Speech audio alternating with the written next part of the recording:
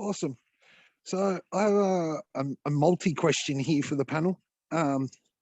So when training a young detection dog, do you go straight on? What is it? Straight on to a current odor that you will be using later in its development, or do you start off with pieces of Kong or toy as the first odor? And please explain. Hang on. Please explain your answer for each. So who would like to jump in on that one first?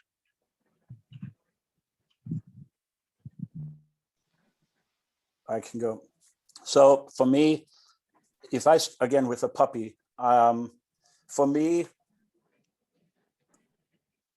the specific odor detection, whether it be narcotics, explosives, or human remains, the dog needs to obviously make an association with the target odor. And then we have to make an early decision on how we're going to let the dog indicate. Most of the law enforcement, military application odors like narcotics or explosives, it's passive indication now, where with human remains, they still allow some scratching and aggressive alert or aggressive response behavior. But with a passive final response, I think one of the things that has become a very common thing is that the dogs are taught first what to do with the odor instead of finding the odor. My personal preference is still to make the dog search for that odor and associate prey with that odor, because prey drive, if you still believe in the existence of prey drive, which some people argue, I still believe in it. Prey drive is one of the motors that leads to searching behavior. We don't have to teach the searching piece if the dog makes a connection with prey drive and the target odor. Detection training 101. Your rabbit smells like C4. Now go find a rabbit. I don't have to teach a dog how to find a rabbit. Finding rabbits is natural to a dog. He just needs to know that that odor is associated with the pretend rabbit, and that the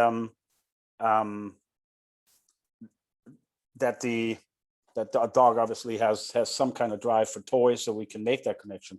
But I do early search games. I use real explosives in either I soak towels with it, or I use PVC pipe or some kind of other container that is dog safe, puppy safe, and I put them inside and I make the dog search for them and fetch them, bring them to me. And within a very, very short time, the dogs get very driven to just find that odor and bring it back. I mean, the bringing back again becomes an interactive behavior that I teach to the dogs, but the most important part is the finding. So with a puppy that doesn't really have a lot of other skills, that's the way I do it. You can teach the dog to sit on odor first and then try to back chain it to the searching. I've had better success and faster production time, if you will, by teaching searching first through drive and then teaching the final response at the end as an open sesame type of behavior. So that's my take on it. I'll wade in. I've done all three, right? In my entire career, I've done. I started dogs directly on odor. I've started dogs on pieces of Kong, tin. My latest dog, I've also worked her through universal odor. And some of that really depends on the end product. For your narcotics dogs in the United States and some of the other dogs, you shouldn't put them on a different odor first before you put them on target odor. So that's where universal odor comes in really nicely. How I have started actually really thinking about all of the behaviors as I put them together, and I'm stealing this directly from Steve. You have search, locate, report, right? You can chain all of them together, or you can split them apart and teach them in individual components. And with the dogs that I most recently have certified a narcotics dog at 10 months to a national level certification, I taught the entire report or train final response behavior on universal odor, and then taught all the hunt behavior. She's a lab, so that wasn't hard, right? On toys. And we learned to hunt for our toy actually out in the field. And then by the time we were done with universal odor, we were also hunting and sitting and staring at universal odor, no matter where I took her. Because in the literature, if you start looking at everything, the first 3 times an animal is exposed to any type of stimuli are the most important 3 times in that dog's or animal's entire lifetime. And so one of the things that I am going to absolutely want to have happen is new odor. The odor that I want you to find is the stimulus to do the particular behavior that I want you to do, that you always already have a huge reinforcement history on for doing that behavior. And so it's a clean behavior that is then never associated with an imperfection.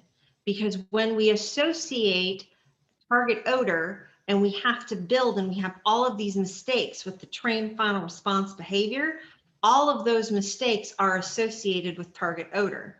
And depending on whether you're a trainer or a handler, you can overcome that. But what I found, I can speed up my production time if I do it segmented in this particular fashion. And there's 500 different ways to skin a cat. And people have certain methods and things that work for them. And the most important thing is to find one that works well for you and immerse yourself in it and dip your toe in other tribes or other ways of doing things to figure out what works for you, your timing, skill set, and the breed that you particularly like to work with.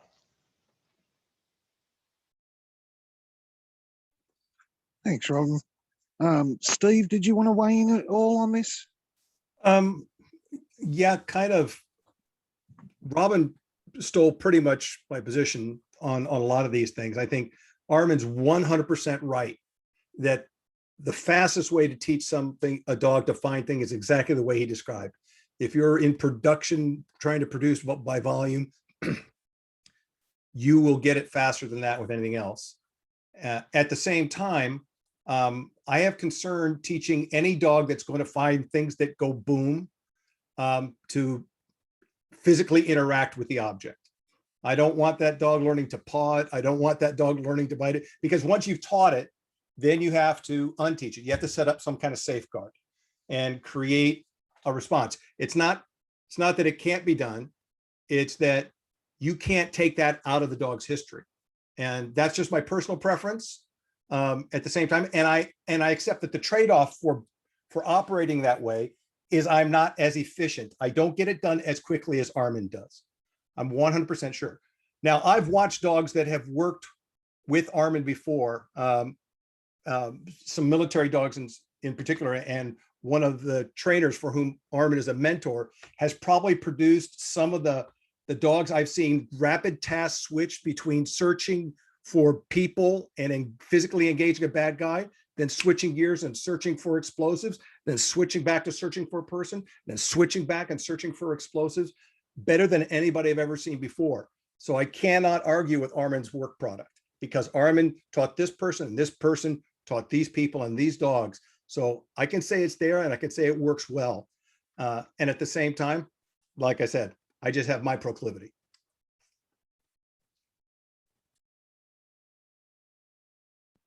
Awesome. Thank you, Steve. So I've got a quick question from I don't know who this guy is, some Ryan Milbourne person. He'd like to say thank you to everyone on the panel today, and you all are legends in your field. He would like to hear one concept or moment that your mentors passed along to you when you were starting out training or handling that has stayed with you, your present position as a legend in the field.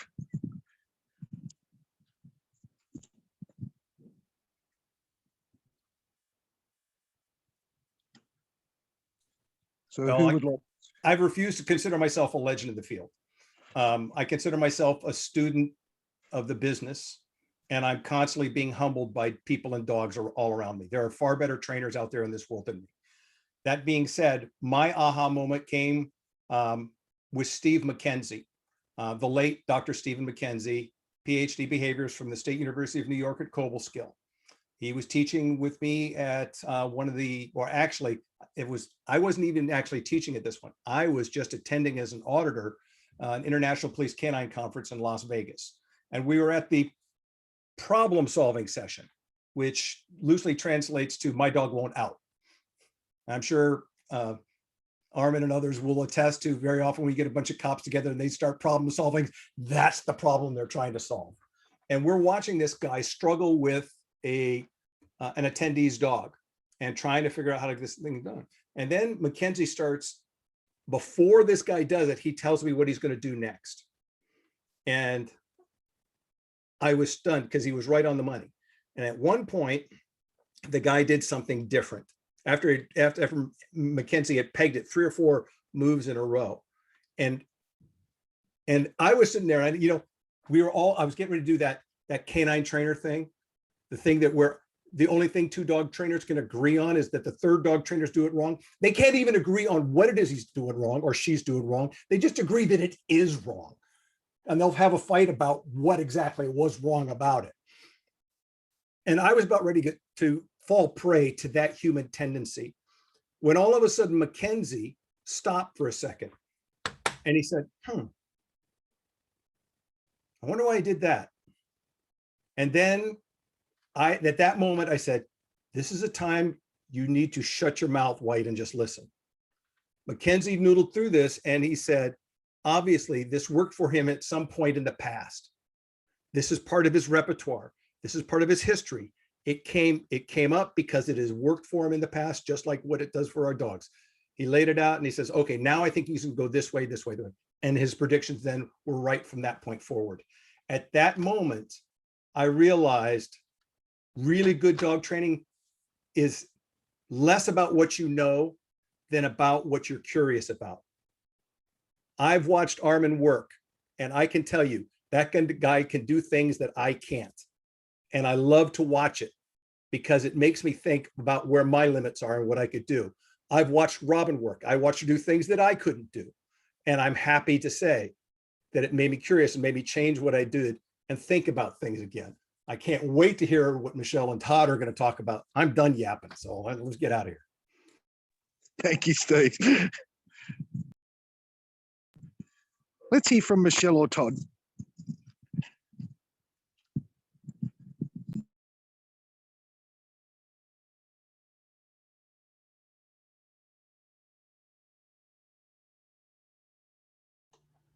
I saw Todd reaching his ham hands towards the unmute button, so I was gonna let him go, but now I'm gonna take his spotlight. So I haven't been in the game long enough to even pretend that I have an aha moment.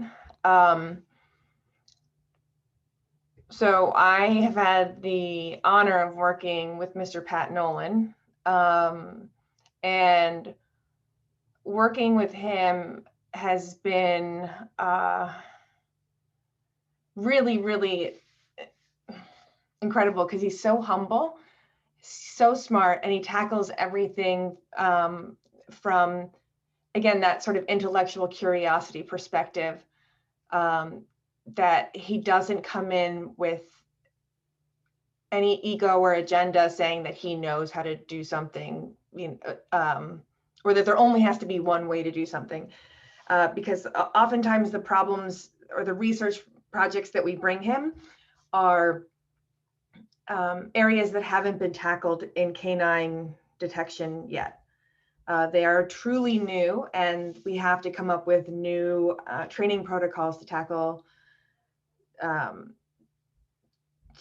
these detection issues. Either getting dogs down to really, really low threshold, or having dogs not go to source. So you sort of training dogs to fringe alert. All sorts of different things that we've had to train, specifically because sometimes the material that we're training to detect is hazardous. So one of the I guess it's a series of aha moments, but it's just the incredible intelligence of dogs. And people will often say, oh, dogs are the, the most notorious cheaters. And it drives me bananas that people say that, because they're not cheating. They're just brilliant. But we had some threat material that we were training the dogs to detect, and we could not train the dogs to detect it without that material being in containment. So there was no option other than training the dogs to find the stuff in a very specific type of containment. And as we all know, if you train detection dogs, or any containment becomes part of the scent picture when you're training dogs in detection, whether that's metal sniffer tin or a cotton scent bag, or this very other specific kind of containment that we had for this threat. So one of the things we realized very quickly was that we knew as part of the scent picture, but the traditional idea of, okay, we're just going to proof off of it wasn't enough. So just providing that blank or empty containment wasn't enough for these dogs, because the dogs knew that they weren't going to search. They would only look for the containment first and then the target. So the dogs were using that as their first cue. And so if they didn't find the containment first, they weren't looking for target. And so, yeah, so that was part of their search pattern. And then what was also fascinating was that when we put out not just blanks and empty containment and all those other things, but we also put out distractors. We would put out distractors, and we had distractors in containment and distractors out of containment, and the dogs were falsing on the distractors in containment. And that was because the dogs had learned that if I have containment by itself, like first search for containment, then if it has something, I don't even need to know what it has in it. If it has anything in it, I get paid. So the dogs would say, I can go ahead, and as soon as I find the containment and it has anything in it, whether it's target or not, I get paid. So then we had to start putting distractors in the containment to make the dogs discriminate, to say, not only do I have to find the containment, but now I also have to use my nose to figure out what's in the containment and make sure that what's in the containment is not a blank, a control, a distractor, or the target, to further discriminate. So these dogs were just getting really, really brilliant about figuring out how to game our system. And they challenged us to come up with new containment systems so that we could ensure that the dogs were being selective, and some of the results that we were finding is, we said there's nothing more upsetting for us than when we get dogs that have an entire study where all the dogs are hitting it 100%. We know something's wrong when we get results like that, because we're not challenging them enough, and we're probably being undermined by some sort of other cue in the scent picture or in our test setup or something else. So the aha moment was to be way more paranoid than we already are, and really never underestimate the ability of dogs to detect things, and constantly being on top of that, what we're presenting to the dog in terms of odor, and if there's any way to game a test or for them to figure something out, they will figure it out very, very quickly, just because they're evolutionarily designed to do that. So the aha moment was that. So it's made me a much better scientist and test and evaluator after realizing that. And And Pat Nolan was part of that discussion because it was the scientist and the dog trainers having that discussion that made those revelations possible. And oftentimes those communities are very separate, and it's at the detriment of both the science and the canine training when we don't have those kinds of conversations. So he's particularly wonderful to work with because he wants to be part of those conversations, and he's willing to deal with me geeking out and oftentimes just like stumbling through, like I have no idea what I'm doing in the canine training, and vice versa. He'll just sort of say like, that's jargon, what are you talking about? And we'll break it down together. So, that's another aha moment about how it's absolutely critical that the scientists work with canine experts or trainers or handlers in the field and get their hands dirty to actually make these research projects work. Thanks. Thanks, Michele. And it's good to see you with your hair down and not up with the infamous rag. Sorry, I was on mute. Did you hear that? I'm very good at reading lips. Yeah. Todd, what was your aha moment or your mentor's input? We've kind of developed a fondness for Occam's razor. The simplest solution is the most probable. And I would say that there are many aha moments where that's concerned, but probably one of the most, I would say, dramatic or exciting, but certainly one of the most profound to me was when I was working a post blast on a base, and a detonation occurred, and some people got hurt, and I had to go figure out what happened. And when I went out, there was a barrier, a Jersey barrier, basically, that had been pulled behind a tractor, and as these poor third country nationals were dragging it, something detonated. And as I went out to investigate, there were a number of different things out there to be found. I found batteries and wires and a number of different things that all could look like an IED. But I also found something that looked like a parachute, a very tiny little parachute, and a tube. And it just so happened that that tiny little parachute and the tube were key ID features for a specific type of submunition that had been used in that area. And some canine handlers happened to be training in the area and noticed that when that detonation occurred, there were some, let's just say, red-looking fireworks that came off of it. So now I'm kind of at this crossroads of, is this an IED? If it is, well, that ratchets up a certain level of, we'll just call it pucker factor, because now that means that somebody's infiltrated a base and they planted an IED and they're trying to kill people. Or it could just be that there's a submunition that just happened to make it through into the dirt. And, well, that happens, but it's not that big of a deal.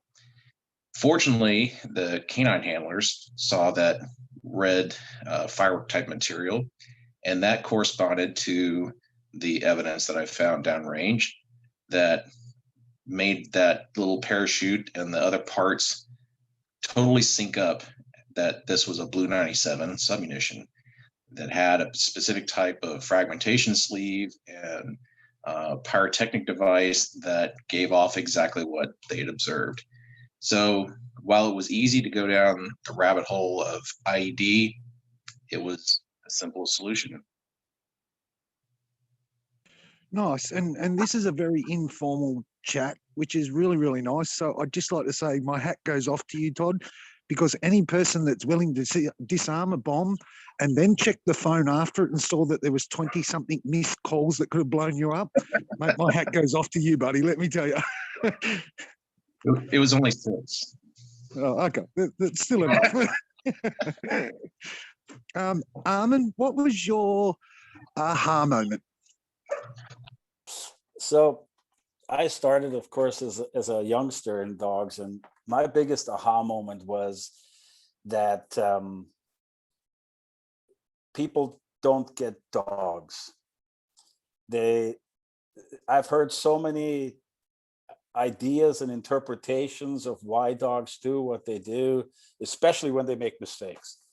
The stories that people tell of why dogs make mistakes, especially when it becomes into conspiracy theory plot explanations of how the dog is somehow plotting on you to take over the world and do whatever he can so he doesn't have to do what you're telling him. It just occurred to me that it's a miracle that dogs ever figure out what we actually want them to do. And you know, we have, like Michele was saying, we have the scientific community who test out theories and hypotheses, and then they sort of say, well, in this controlled environment, I guess we're kind of right. And then we have dog trainers, and if you listen to some of the dog trainers, and where I grew up, the dog sports in Europe, is in Germany, where I came from, it's blue collar. There's people that didn't graduate high school that are some of the most successful trainers, like probably the most successful Schutzen trainer before the year 2000 is a guy who was a postman, who never finished high school, but he somehow managed to train dogs really well. And the way that some of the people explained what was going on in the dog, or how they were trying to get a message across to the dog, I just sat back and said, that can't be right. There's no way that the dogs get that, and there's no way that the way he's setting this up is going to work for a broad base of dogs. And I came up with this phrase that I throw around all the time, is that there's a lot of dog training by accident going on, and very little dog training by design. We're getting better and better at it, and I think there's a lot of movement in the direction of actually trying to design methodologies to narrow the margin of error. But there's still a lot of everybody on the panel. You can. How many times do we hear still today in the year 2021? The dog is giving you the middle finger. Dogs don't ever give you the middle finger. They just don't. They just don't get what we want, or they have a competing interest that somehow outweighs what it is that we're trying to get them to do. And I think what we need to strive for more and more, and that's kind of what I dedicated my career towards, is to figure out why they don't get what we want them to do, and how we can get them to understand it better. I work in the same circles as Pat Nolan for the same reasons, because we take our time to try to tinker around with the dogs and try to figure out why they are doing what they're doing, or why they're not doing what we want them to do. And in the communities that happens in, it's a very, I mean, it is 100% necessary that the dogs do what we need them to do. And if they don't, somebody's going to get hurt. It's either the dog or people, either our people or the people we're trying to help or whatever, but somebody's going to get hurt if the dogs make mistakes. So and the criteria of performance are extremely, extremely high. And the reason I think I was pulled into that world is because Steve, you were at a seminar 2 years ago with me, right? And we had a mix of people. We had military, we had BORTAC, we had European contingents, we had people from all over. And before I worked every dog, it was always, tell me what's the problem is, and what you want me to work on, and what we want me to look at. And I got a story from the people. Then I worked the dogs, and I just mess around with them. The first session is always kind of just sort of a, get in their head and poke around.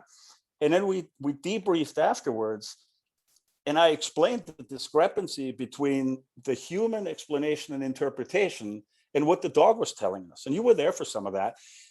And that's what I've always tried to do. And I think if we can narrow our guesses so that we're not so like shooting a shotgun at everything, I think we're going to do better to get the dogs to perform the things that we need them to perform.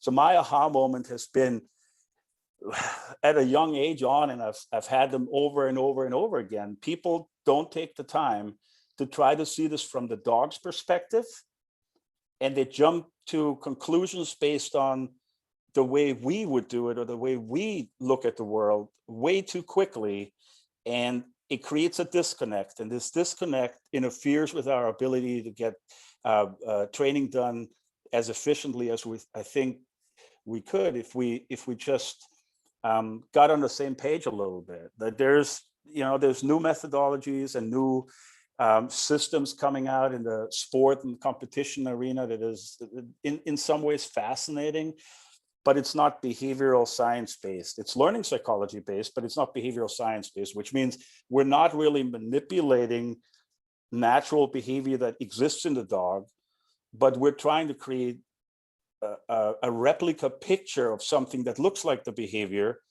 And then when the behavior is put to the test in a real world setting and the dogs fail, everybody sits there and goes, why did the dog fail? Well, it's because there were contexts missing. There were things missing that allowed the dog to replicate a picture. He never really performed a task or a skill or a behavior. He just acted like it. He just gave us a picture that looks like the real thing. And I think that's my biggest quest in life, is to narrow that, to make sure that people don't misinterpret as much about the dogs or try to control everything to a point where we like what we see, but we have no idea whether the dog is really doing what we want. They're just giving us the appearance of it. But when real world doo-doo hits the fan, that doesn't hold up. I mean, Steve, you work, with real world dogs, and you know this, and you've seen this, and you've seen dogs that looked really great in certification and in training and scenario this and scenario that, and then they still messed up. And then there's other dogs that kind of are a little rough around the edges, but they are reliable. You know exactly what you're going to get every day out. What is the difference? The difference is one dog maybe has a rough skill, but it is a real skill, where the other dogs are performing a replica picture, but aren't really performing a skill. And I think that is where success and failure happens in the real world applications over and over, whether it's tracking, detection, or bite work, or controlling bite work and all that kind of stuff. There's more to it than that. And I think we don't always look close enough as to what it all looks like for the dogs, because we have our ideas of what we think it is, and we don't detach and sort of just examine the dog. So, all right, I'm rambling on, so I'll let someone else speak. That's it. Thanks, Armin. So I have another question. They're starting to line up now.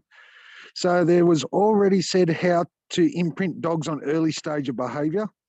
How do you develop the early stages of drive, instincts, since it seems that where especially US breeding programs lack the most?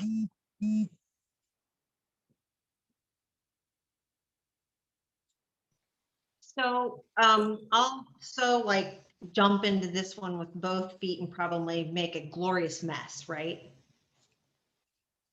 We really we always refer to everything as drive, right?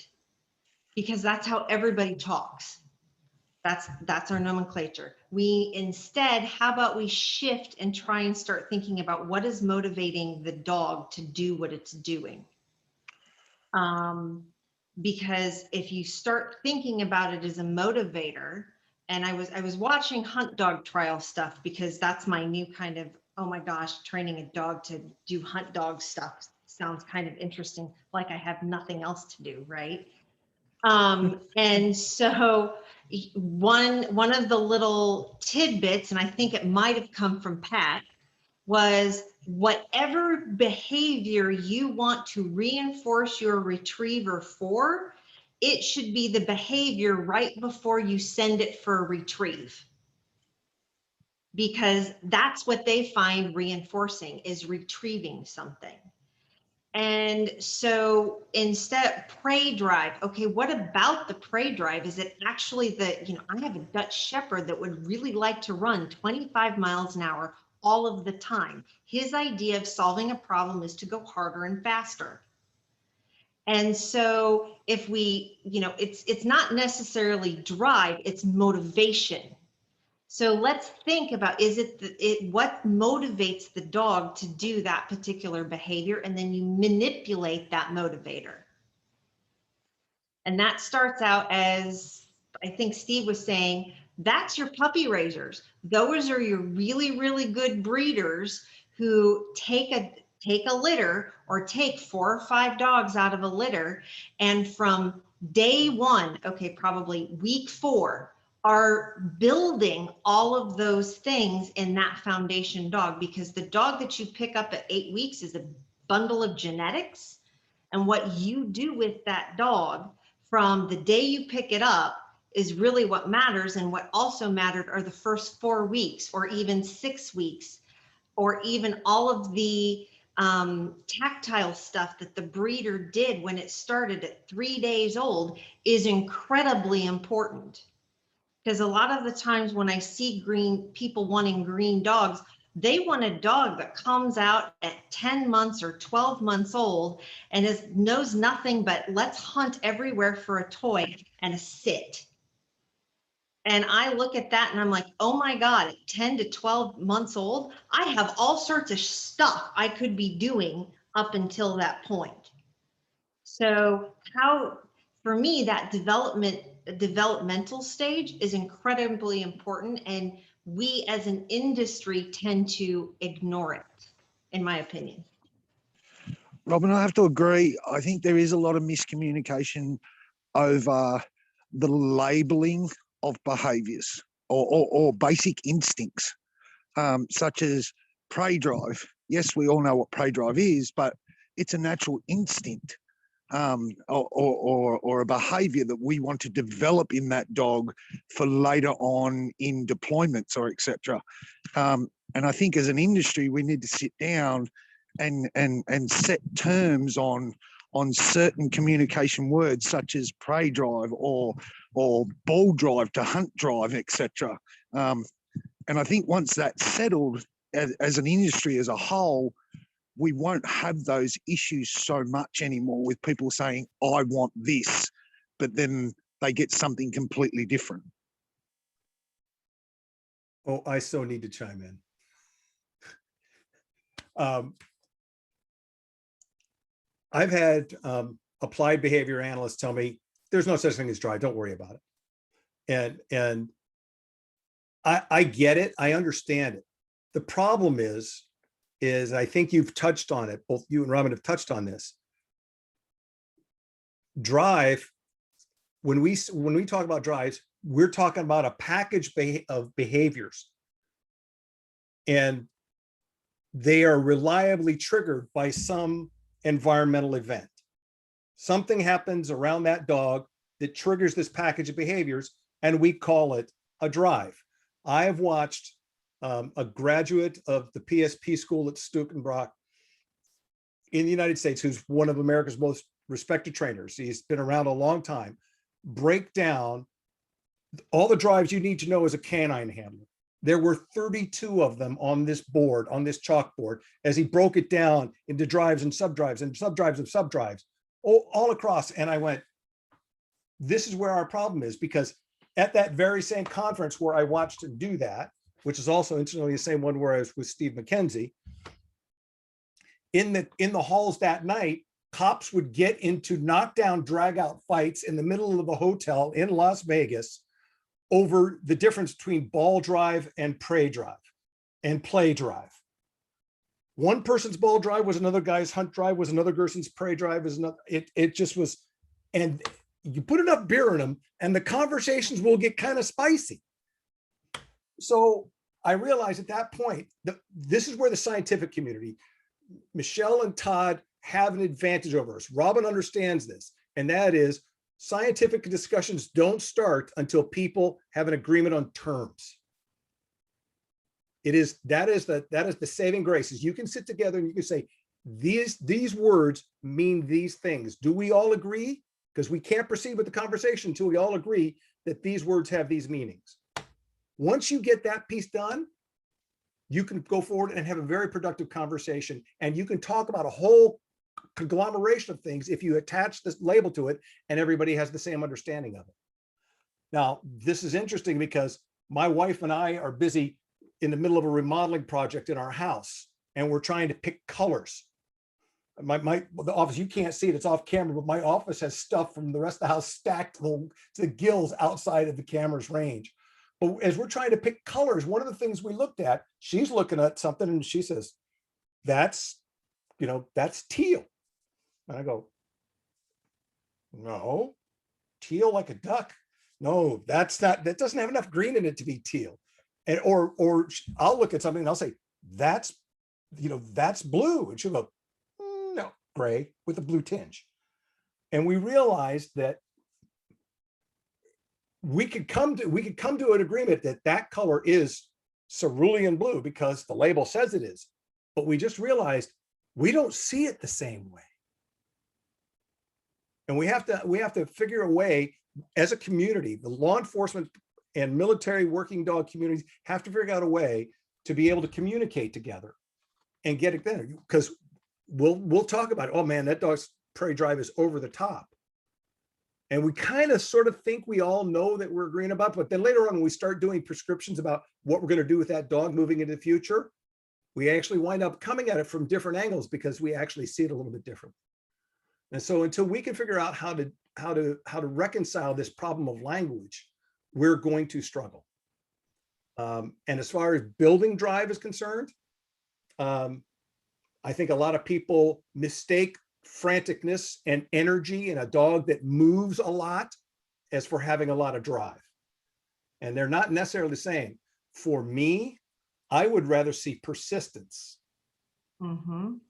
over unbridled energy. A dog that just doesn't give up. And so one of the tests that I do when I select for dogs is we do a dry search for a ball in an open field.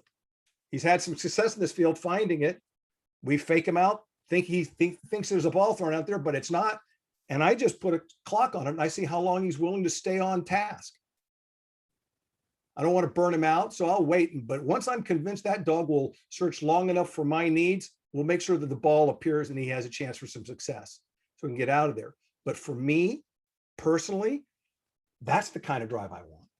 Now, as for building it, the only way you can build persistence is to teach the animal that first failure doesn't mean you're not going to get paid. And that second failure doesn't mean it. And third failure doesn't.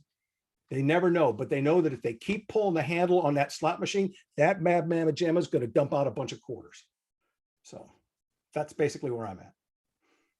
I'd just like to jump in for a second and let the rest of the panel know that Pat Nolan's entered.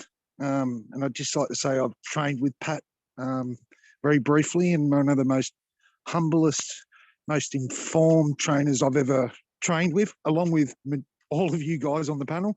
So everyone say hello to Pat, and we'll keep on with the question.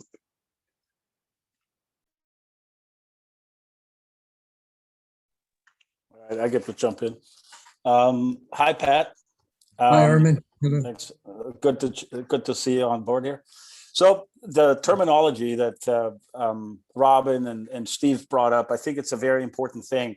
I published some articles in somewhere in the late 90s. They were called "Tell Me About Your Dog," Part 1 and 2, because it was driving me crazy that people were using the same word, but people would say the dog is sharp. I said, like, okay, what does sharp mean to you?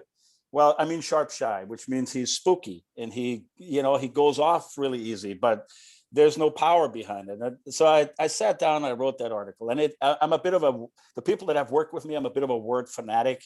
So for me, I agree with Robin that there's a lot more motivations than drives. And I think we need to identify that. And I think teaching success through motivation is, of course, very, very basic training. And I think we need to be aware of that. However, drives do exist. There's not as many as people say. There's certainly not 30. I know that there's 4. There may be another one, but they don't really apply here. But prey drive, for example, is a real drive. My definition, and I lecture on that stuff at conferences and stuff, the definition of a drive is this, okay? It's an internal motor. And I discovered when I speak to an English audience that nobody can find scientific literature where the word drive is used in any kind of a scientific way back when. In the German language, the word Trieb, which is the same as drive, is used very differently, because there's the word Antrieb, which is basically like a motor, something that drives something forward, has a whole lot of different meaning for us. So for me, it's always like this. A drive has to have 3 elements. It has to have a trigger stimulus that applies pretty much to every member of the species. The same thing activates an action sequence, all right? Then there have to be drive behaviors that are identifiably uniform across a species also. And then there has to be an identifiable and biologically significant drive goal that has nothing to do with dog training. It has nothing to do with what we do in the yard or in the house or in a field trial or in a Schützen trial.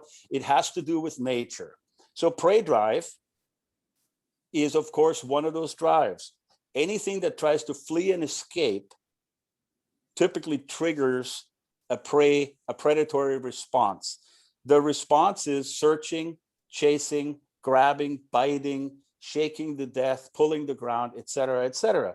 And the drive goal, of course, is to have it so you can eat it, so you can live. Sex drive is another one. The smell of a female in heat, the smell of a male when a female is in heat, or the trigger stimuli. We all know what the drive behavior looks like. And of course, the biological goal is to continue the species. Defense drive is one of my crutches. People don't identify what the drive goal is in defense drive. Everybody wants to work dogs in defense. What's the drive goal of defense? Self-preservation, remaining unharmed. Why are you putting dogs into mortal fear all the time? It's not a good motivator at all. It's the antithesis of a motivator. It's scary. Now, there are some dogs that get really nasty in defense, but there's a lot of dogs that just as soon keep a safe distance from whatever they think might kill them.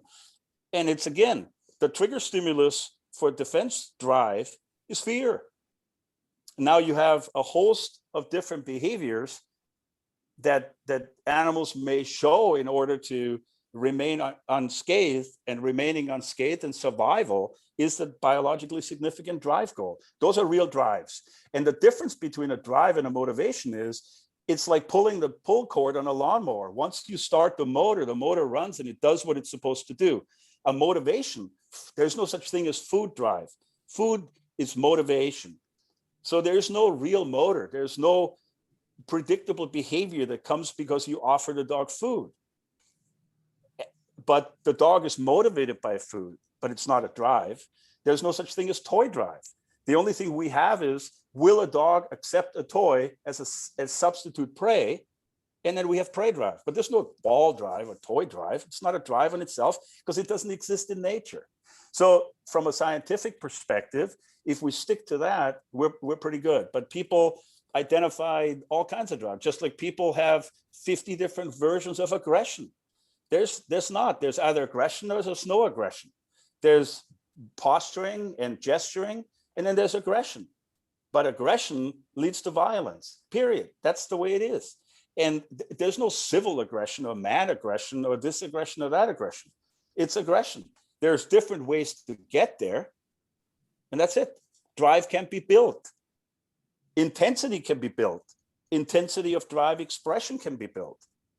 But we cannot build the drive, because if we could, we would see increase of expression across the board, but we never do. We only see an increase in intensity in the context where we did the intensification, and it's limited to that.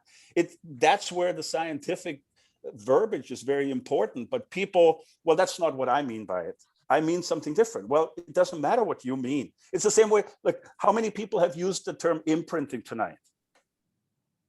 A few of us, right? Okay. Imprinting is a very specific term. Somebody won a Nobel Prize coining the phrase imprinting. It's not the same as odor conditioning.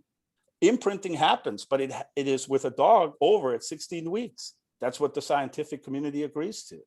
So it's how, and then people say, well, I use it differently. Okay, that's okay, but then we're not speaking the same language and we're going to talk past each other. It's very difficult to do that. So I think Wayne's question was an entirely different one. It was about starting puppies again, but I think we got sidetracked on the other stuff. So anyways, I'll get off my soapbox again. There you go, I'm done. So yeah, I did kind of hijack that conversation a little bit about terms and how we use them in our training. So the original question was, so to imprint dogs on early stage of behavior, how do you develop the early stage of drives or instincts, since it seems that where especially US breeding programs lack the most? So Pat, would you like to have an input on that? Well, as Armin said, I mean, first I want to apologize for coming in late. I have done a lot of work with young retrievers, developing skills that they need for field work and for detection. I believe that in addition to socialization, the puppies should be socialized to their work. So I start to, I try to elicit everything from the puppy in a small way, what I want in the adult dog. I want him to use his nose to find odors. So I hide his food when he's young. I do condition him to odors so that he then seeks those odors to find reward. I condition the dog to tug, to retrieve. I want him to be able to switch drives. I have found that some things puppies can learn very early can be very difficult to learn later on. And if we learn like a human learns a language as a young child, they very often can speak as a native speaker multiple languages. But if you wait until the child is 15 or 55, it's difficult to acquire the language without a real bad accent. And the things that I want to be natural to my dog, to work with me, to seek reward, to ignore reward to get reward, to use their nose to make good things happen. I try to establish those things early in life with the puppy. In some small way, a little bit. They have to, in the field dogs, they have to mark. So they watch things down and go get them. And then they have to take hand signals. I try to do directional work with my puppy. Well, I don't try, I do directional work with my puppies by 8, 9 weeks old. They're lining to targets, they're casting, stopping and casting. So that in a small way, they're doing everything that I will ask of them later on. And I believe that it opens pathways in the brain that experience lays on later. And they have shown different ways, like the reverse of that. If you patch an eye of a young infant animal and leave it patched for a period of time when the brain is developing the connection for the vision, and then you remove the patch, the brain will not take the information from that eye anymore, and they will be blind in that eye simply because it was not stimulated when it should be. And I think we can stimulate paths and build paths in the puppy's brain that filled in with experience later on. And there's a special time until 16 weeks. The brain is very plastic and malleable, and experience makes long-lasting changes in the brain structure. Thank you, Pat. I'm not sure why it is, but every time I talk to you, Pat, I have another aha moment. So thank you. Who have we missed? Would anyone else like to have a comment on that?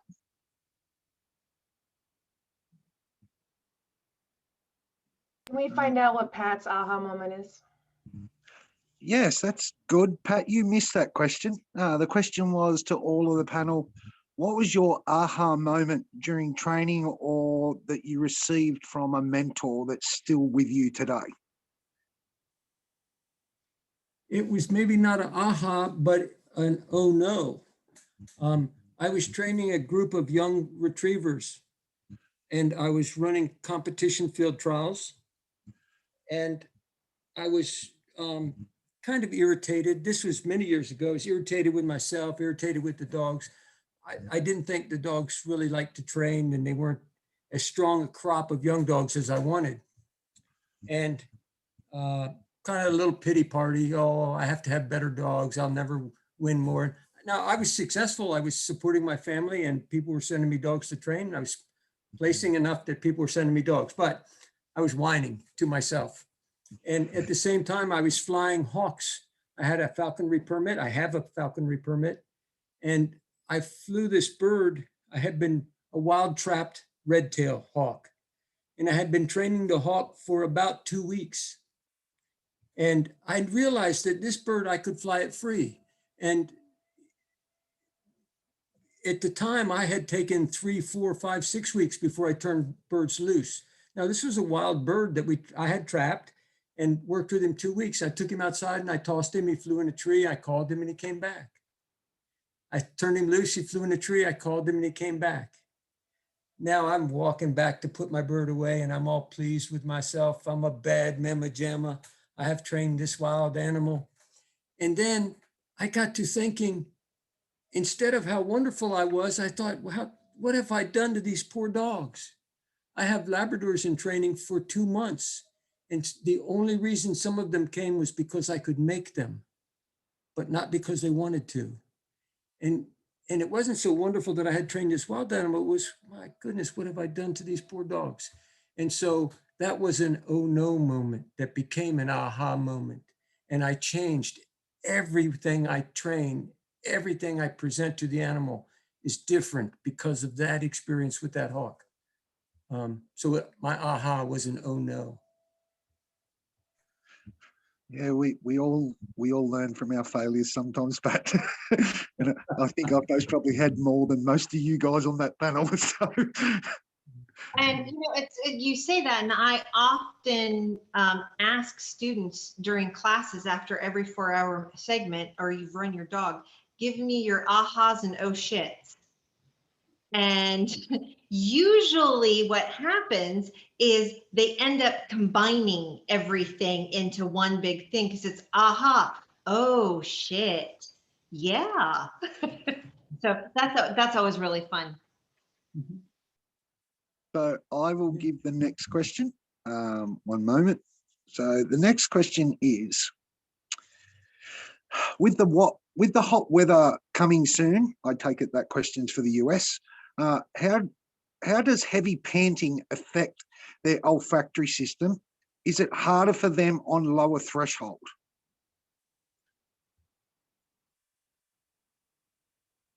So who would like to? Robin, seeing that you're on the screen, we might as well go with you first. I was going to defer to Michele. Michele, you've been dumped in it. Yeah, so I wanted to hear actually what Armin was going to say, and then I may or may not back it up with the science. Okay, Armin, it's a double dump, so you're in it now Okay. with cement shoes on. So Of course. All right. I work dogs in relatively hot weather, and we prepare dogs for that kind of stuff. Obviously, when a dog pants, he is not pushing as much air over through his nostrils as he is through his mouth. The dog is still able to perceive scent through the vomeronasal gland and get it up into the sinuses. But I believe that they are somewhat limited in their acuity. That's what we've seen anyways. Their tracking suffers slightly, their detection skills suffer slightly. However, in the end, it always comes back to motivation or drive. The determination of the dog to make success will override their difficulty. And if it becomes difficult and they have to satisfy themselves somehow, they will knuckle down and they will try harder and they will overcome whatever physical interference and limitations, weather and endurance may pose on them. And I've worked with dogs and, some of the, maybe, well, Steve, it doesn't get that hot in Seattle, but Pat, I've seen dogs that will work and you say like, how is this dog still working? And then when they're done, you're walking them back to the car and they're starting to stagger like they're drunk because they're just so exhausted, but they could not fulfill themselves or make the mark or whatever their goal was. So I've seen dogs that I would say dogs are affected by it physiologically. However, the ones that are our premier choices for some of the difficult work, they will overcome that and they will force themselves to close their mouth and sniff harder. They will slow down their movement in order to smell smaller quantities and things like that. I've seen dogs that are just intensely determined to be successful, force themselves physically to fight against those difficulties, much like an athlete, much like a triathlete that just somehow digs down and finds that second wind where they just force themselves to go through that wall, if that makes sense. Some of the dogs cannot. And in the sport world where it's more hobby, we've seen that a lot. And when it gets too hot, their obedience suffers, their bite work suffers, their tracking suffers. In the real world, we can't really tolerate that as much. And in the special ops world, we can't tolerate it at all. And we will eliminate dogs that are not internally pushing themselves to overcome their physical limitations to find their own success that we have basically built into them. That's my experience. And again, Michele may have research studies one way or the other. I'm just going by thousands of dogs that I've worked with hands-on that have, some of them have found it in them to knuckle down and succeed, and some of them give up. The difficulty exists for both, but some of them have a mechanism to overcome it. So that's my take. That was Thanks. a good answer. So I will second what Armin said, because we aren't able to study that because in the US, when we try and do any military working dog research, development, test, and evaluation, the dogs become research subjects, and then they fall under a different classification of animal. So it's no longer training. They are governed by a set of regulations that become congressionally reported. So every year the Department of Defense has to, and academia as well, has to report the research that is done on dogs and higher order primates, and I believe cats as well. So we're, when we want to do any research with dogs, basically there's an organization called ALAC. It's an American Association of Laboratory Animal Care. They will state how those animals need to be treated, and they dictate the humidity levels that these dogs can be exposed to. Basically, they can be within a 10-degree range of room temperature. I mean, these dogs are treated like laboratory rats, and they have to have very specific kennel sizes and temperature ranges and conditions, and even so far as, you know, they ask for enrichment activities, like you have to read to the animals every day, and you have to provide them certain kinds of toys and bedding and all this other stuff. And we trying to explain to these organizations that if we provide a military working dog with bedding, it's going to eat the bedding, and then that's going to become an obstruction, and you're actually hurting the animal by doing this. But they don't understand working dogs at all. They only understand laboratory animals. And because of that, we haven't been able to do any of the physiological testing that we want to do to push dogs to those limits and really get some good data on olfactory thresholds during stressors, whether that's heat stress or just an exercise-induced stress because of those regulations. So we do have to really rely on the data, ground truth from the field, where people say, okay, this is my experience from the thousands of dogs that I've seen. And what I think is meaningful, though, is that out of the dogs, depending on what the end use is for the dogs, if that is a deal breaker or not, it is typically something that can be trained through. That you can work towards increasing the ability of dogs to, just like you have to condition the dogs for their operational environment in general, you can also condition the dogs to work in a scent detection in that operational environment as well. In general, the canines have the ability to, like Armin was saying, they have these distinct respiratory and olfactory pathways within their intranasal pathways. So even though they'll look like there's excessive panting, heavy breathing, a ton of, in and out air, they're still able to inspire air and get air into their olfactory recess, where it has enhanced residence time because of those distinct pathways. And this is something that humans can't do because we just have this, one stupid nose where everything just goes in and out all the time. And so this is another unique feature of canine physiology that allows them to have, to be able to commit to olfaction even during times of increased stress or physiology. And then another factor that Armin brought up as well is the vomeronasal organ.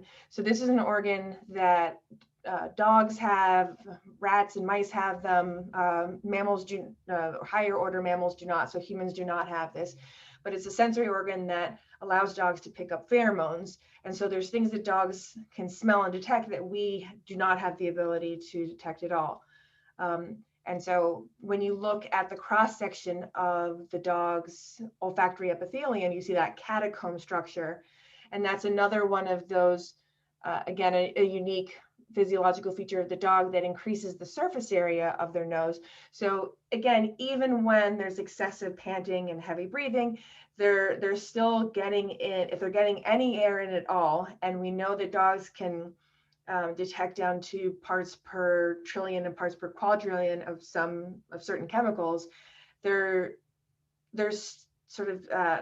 uniquely primed to commit to and be able to detect their trained odors even during these incredibly stressful times, or even when they're only getting 10% of the air that they would normally get under non-stressful conditions.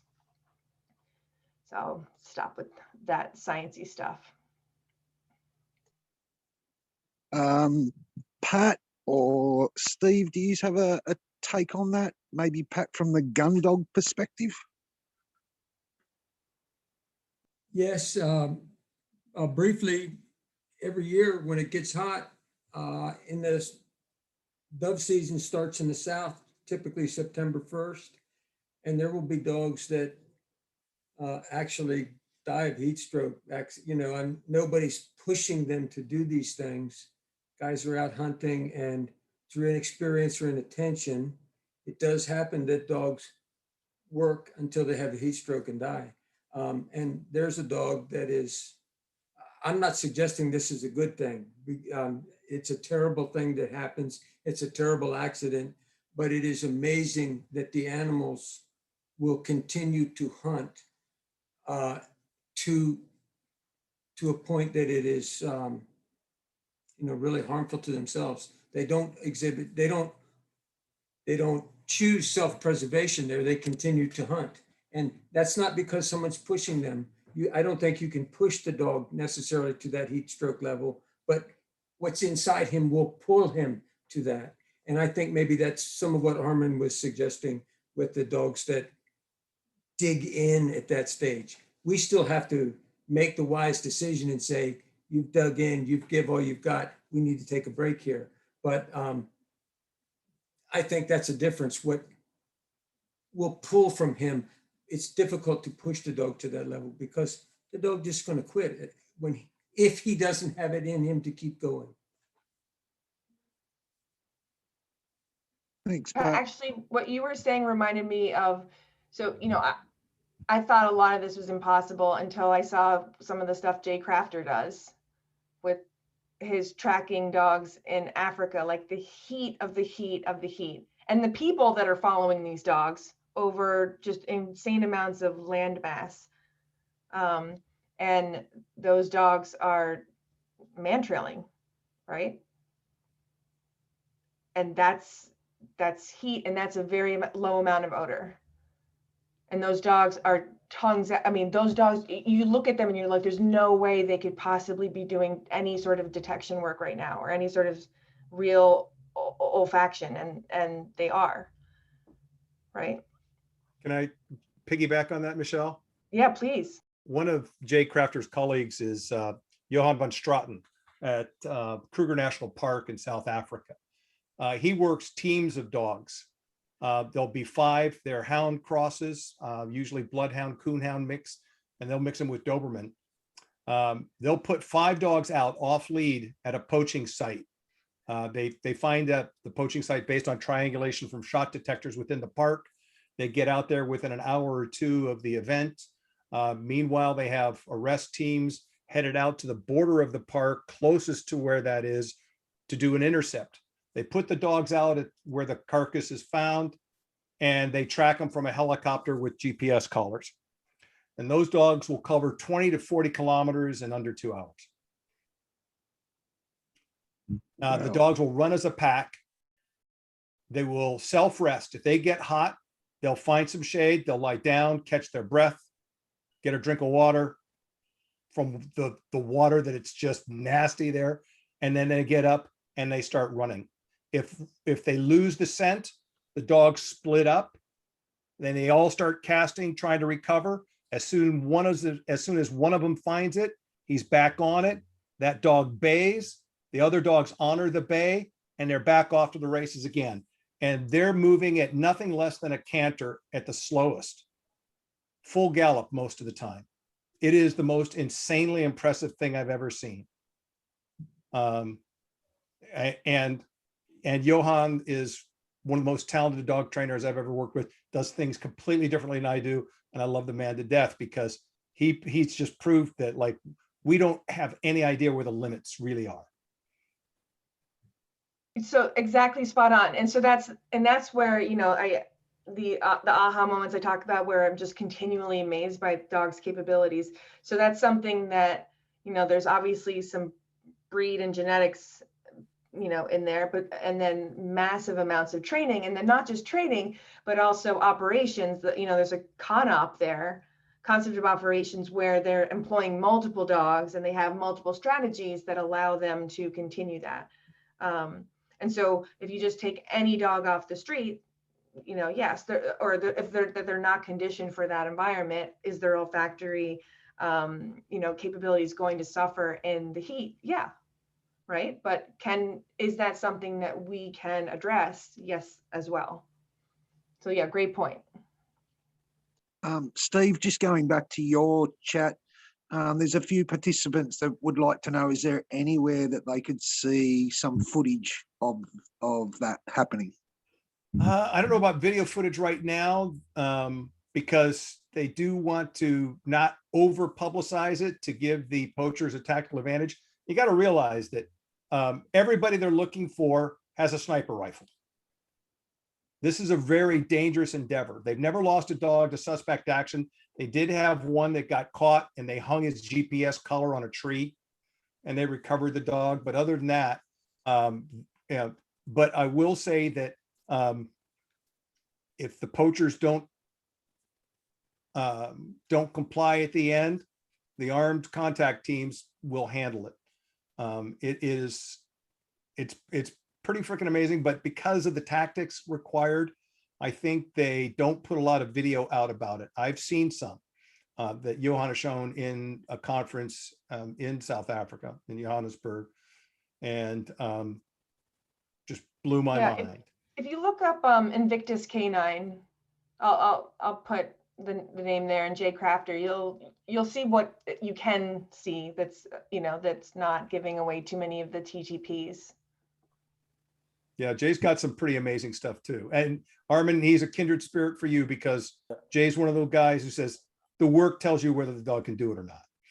Actually, I'm heading over to not to Kruger, but a different African nation in 3 weeks to start an anti-poaching tracking apprehension program there.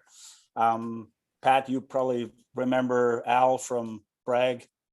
Oh, yeah. He's involved in that. He brought me into that, and it's a smaller park. We have actually one of the Kruger man tracking individuals coming to help us out with some of it.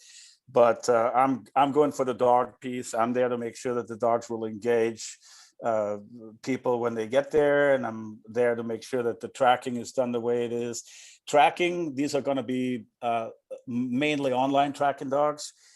It's a little bit more efficient than the loose pack work, but they're also dealing with much smaller distances because it's a smaller country, smaller park, and so on. So there's obvious advantages to some of the off-leash GPS trackable or traceable packs that pursue these guys. But it's going to be a lot of fun for me to work in an environment, study different species, and also work with dogs to ignore species they may want to chase or ignore species that they would naturally try to avoid. I remember years ago, I was doing a handler's course with my brother who had, at that time, he worked with a traveling circus. My little brother actually ran away from home and joined the circus.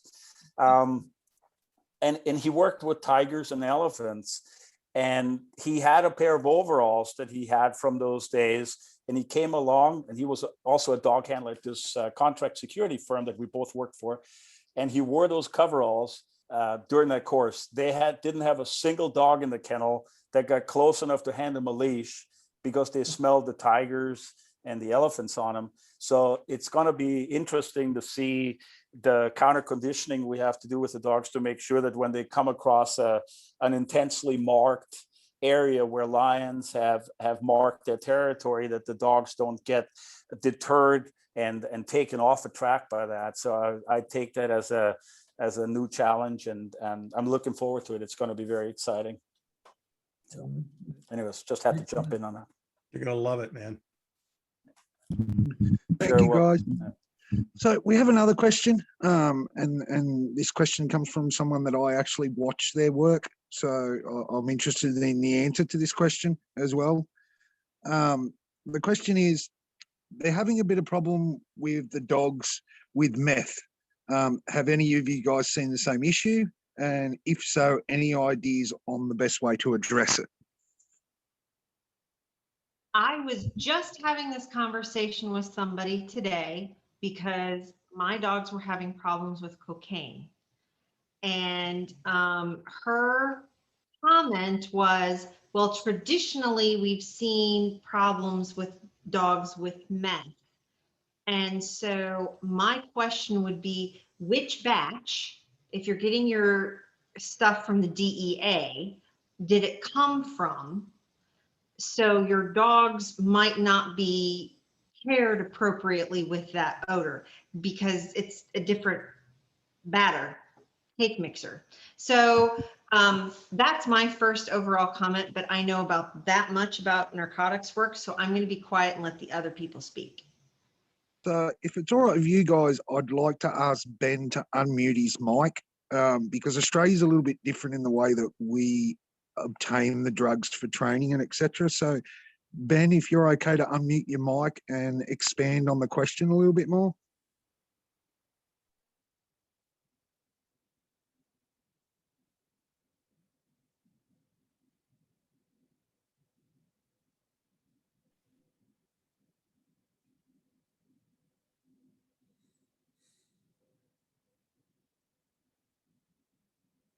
Hi, Ben. Seems Ben might have a problem with his mic. So yeah, I'll leave the question as it is and see who else would like to comment on it. But what we have found with meth, meth is a very prevalent drug here in Virginia. What we have found, or what I have found, anyways, is the Appalachian region where stills and illegal liquor making was very prevalent has now been replaced by meth labs, and that whole Appalachian chain has quite a lot of very, very extensive methamphetamine production and sales. I encourage all the departments that I work with here not just to use their regulated DEA training aids, but to also get seizure fines and things like that in order to expose the dogs to obviously contaminant odors. People cook that stuff with all kinds of things, and it's going to put scents into the mix that just make it difficult for the dogs to detect. Something that I personally do in all odor detection, be it narcotics or explosives, I use masking odors because I feel that masking odors make the dogs almost have to, to use a human analogy, to take a magnifying glass to see or smell whether what they think is there is actually really there.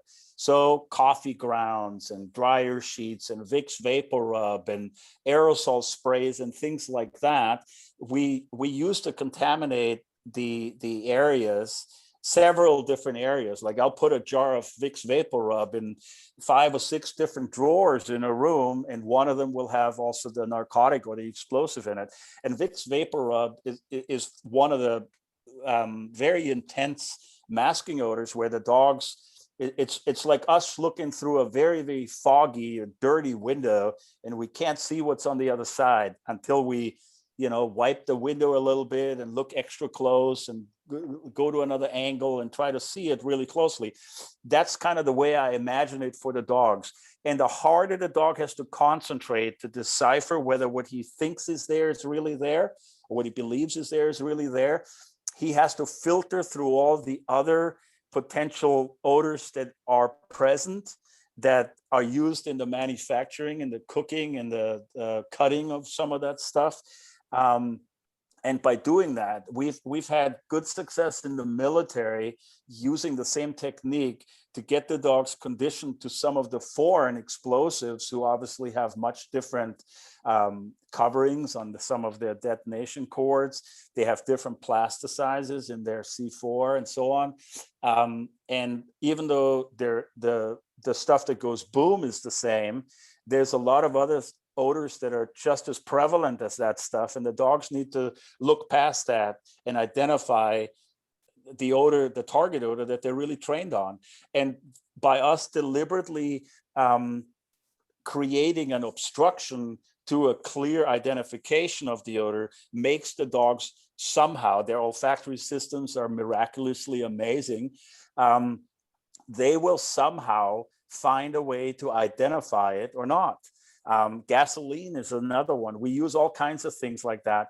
And I've had good success with that to make sure that dogs will not be stumped by different batches of things.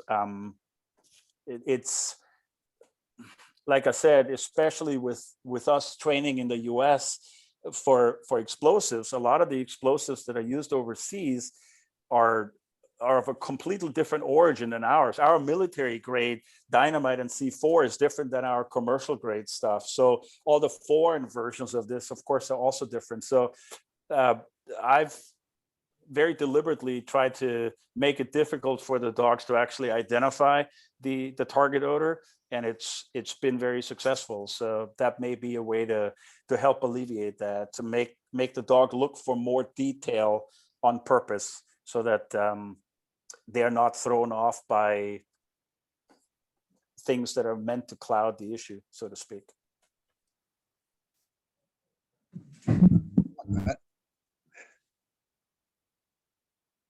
I have to check on a dog. I'm sorry. I'll be right back. Wayne, this is Todd. Can I interject for a second? Yeah, of course. So while I'm probably more conversant, well, I'm definitely more conversant on explosives than on narcotics, there are some commonalities in terms of physical form, surface area, as well as, let's just say, bad chemistry practices that cross narcotics and explosives. So in terms of physical form, having something that is in a definitively crystalline structure, large crystals, significantly reduces the amount of surface area where something is allowed to off-gas and produce odor that is productive for a dog. Also, so that the crystal structure helps lock things in, if you can think about it that way, and then further reducing the amount of surface area because it is a large crystal as opposed to a powder, then that further reduces things that would be of interest to the dog. Probably the most significant, however, when we talk about the difficulty in finding specific chemicals, is that in the synthesis process, if it is not a well-versed process, which meth has so many different synthesis routes and so many different variables in terms of the quality of the ingredients and the way things are mixed, we end up with a product that evolves. And a prime example of that in the explosives world is HMTD. HMTD made today, no matter how good you are at making that, no matter how rigid your process is going to be different in a week. It's going to be different in a month. It's going to be different in 3 months, 6 months. It's going to continue to evolve to be something different. So depending on the age of that initial product, it can can smell completely different to a dog than when it was first made. Now interject other variables of different types of chemicals that are not pure, not being able to wash out acids, then you're just promoting further contamination, further perturbations of what that original scent picture should look like. Yes, it's still meth. Yes, it's still HMTD, but it's going to have all these other things that are complicating it.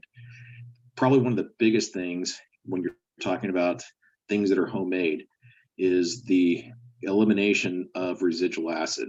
Whenever you have residual acid left, you basically have an ongoing process. And I can't imagine, I mean, I'm from Arkansas, I'm about 75% redneck.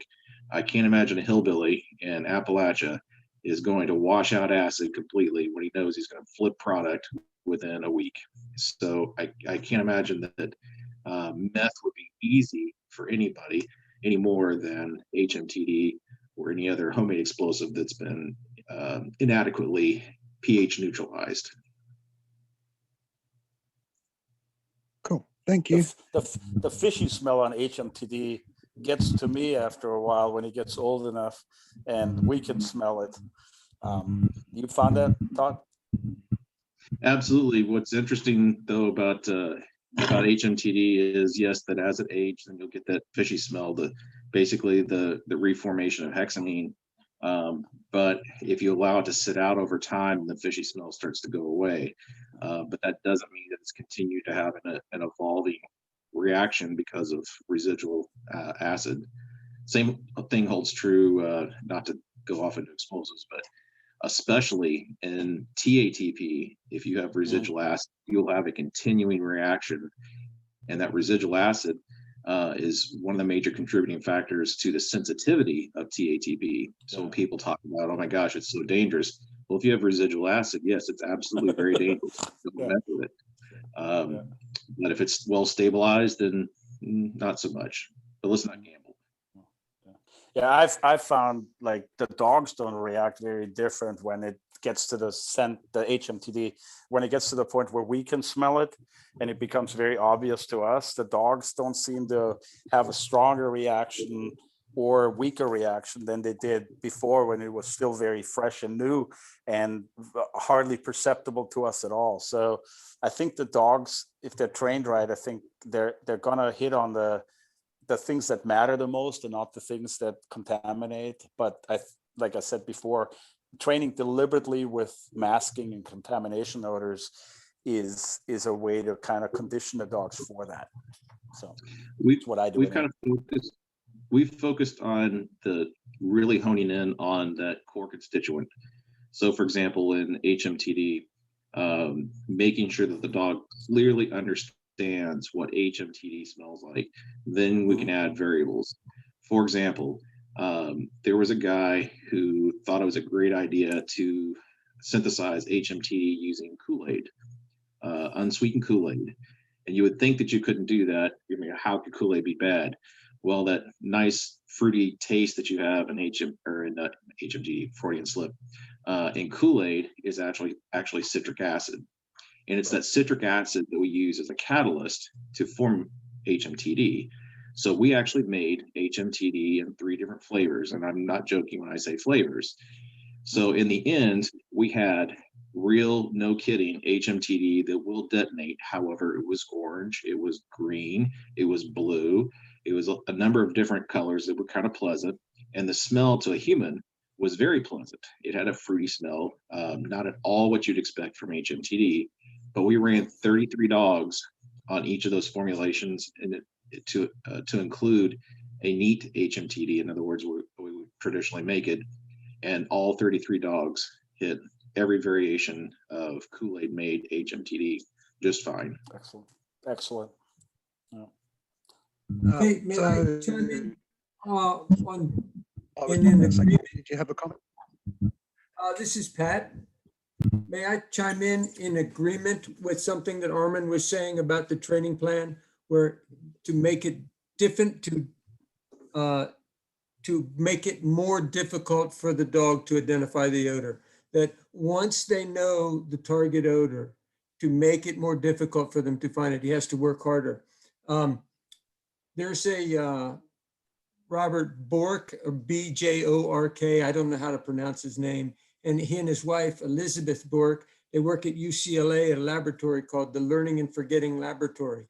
And he's done a lot of research on what he calls desirable difficulties. And in the early stages of training, we can fool ourselves when we're learning something, or when we're training an animal, we can fool ourselves when we're training the animal by making it too easy for them to succeed, and they get rapid gains. It looks wonderful. The dog's winning. He's great. The detection is 100%. Everything's fine. But then later, when you test, that falls apart.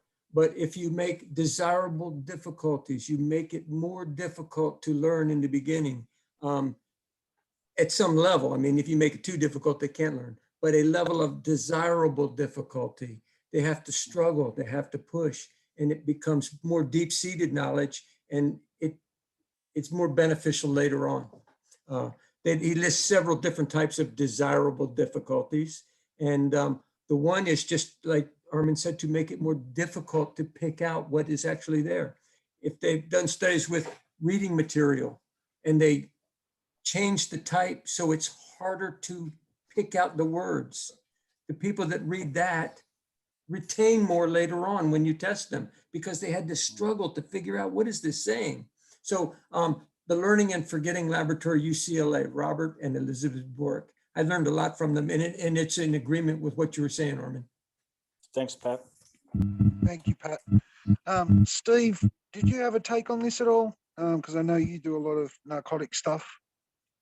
Actually, I don't do that much narcotic stuff. The city of Seattle, narcotics enforcement is its lowest priority. So we haven't had narcotics dogs for a while. They're getting some back in the narcotics section, but they won't be in our bailiwick. But I do have a question concerning one of the things that Michele put into the chat about testing with socks and things like that, and talking about headspace. And one of the things, as we were talking, I pulled up the PubChem pages for cocaine, heroin, and methamphetamine. What I noticed was their vapor pressures were orders of magnitude different. And I'm wondering if that may be at play with the heart of this original question, which is, why are these dogs struggling with methamphetamine? Although it's actually in the middle of the pack between heroin and cocaine. Meth vapor pressure is 5.4 by 10 to the minus 3 millimeters mercury. Heroin's is 7.59 times 10 to the minus 10 milligrams of mercury. And cocaine's is 1.9 times 10 to the minus 7. So actually, meth has got the lowest, or has got the highest vapor pressure. Would it be? Times 10 to the minus 3? Yeah. A question for the people posing the question to us may be, what is the incidence of meth possession in their jurisdiction versus some of the others? Like I live on the other side of the Appalachian Mountains. We get a lot more heroin and cocaine than we do meth. The jurisdictions I work with that are right along the Blue Ridge Mountains, which is Appalachia, they hit way more meth than they do some of the more, upscale, let's say, for lack of a better word, upscale narcotics. So if your dog is having real street success, with heroin 100 times, with cocaine 80 times, and with meth 10 times, of course, a new batch of meth is going to be more difficult for them than a new batch of heroin. So I think there's other factors that contribute to that, because it's not as highly, especially on the street, as high. Like we in training, of course, we're going to put as much meth out as we put out the others. But on the street, how much meth are they finding on the street? And if they're not having a lot of success with the real stuff on a regular basis, they may just not have as high an expectation for that odor, and that changes their approach to it. Is it better to train with a pure compound or what's on the street? Yeah, okay. So, Ben, it seems you got your mic working. Did you want to relay that? Yes, thank you very much. Yeah, meth is sort of the most common drug in our locality at the moment. Okay. Yeah, we were wondering, would you recommend it would be better to train with pure meth or try and train with some of the meth that we seize from drugs off the street? Both. But I would, like I said before, I would make it more difficult. Look, for me, it's like this. There are details like, Steve just quoted a bunch of vapor pressures of various chemicals. We can theorize based on that what the dogs might be able to smell. But I don't think we really know what the dogs smell. Like, look, there was an experiment done back in, I think, 2000 or whatever, where they were figuring out whether a dog can decipher the direction of a track of a person walking on a airport runway. And the dogs would intersect the track at 90 degrees, and all the dogs, every single one of them, now they used dogs that had a good reputation for tracking, but all the dogs were able to decipher the direction that the track was going. Even the dogs that went like 2 or 3 meters in the wrong direction, stopped, turned around, and went in the right direction. Now I ask everybody here, what in the hell does a dog smell that tells him that footstep number 35 is older than footstep number 36? But he can, because they've proven it. So I don't exactly know what the dog smells when he smells meth. I try to condition it, but I don't know for sure. So what I try to do is I try to make it as varied and as difficult as I can for the dog as the dog increases in skill, so that he has to look at more and more details. And the more details a dog can decipher, the more reliable he will be. If I tell you a guy with a red hat ran into a crowd, you're going to follow that guy, and then he takes his red hat off, and you're screwed. But if you know he's a bald old white guy who's wearing a green t-shirt and he's got buck teeth and he's wearing jeans and blue tennis shoes and a red hat, it's going to be a hell of a lot easier for you to pick me out of a crowd. And the more details we allow the dog to notice and necessitate him to notice about what he's supposed to find in order to be successful in training, the more nuance he will pick out. And the more nuance capable he is, the more reliable he will become. There's no question about that. So because I always have a little bit of a question mark as to what exactly it is that the dogs are really capable of smelling. And I don't believe that they're limited to what we think they can smell. I think there's things out there that we haven't even delved into yet that the dogs are able to figure out. Give them the opportunity to figure that stuff out, because if we do, they're going to be even more miraculous than they already are.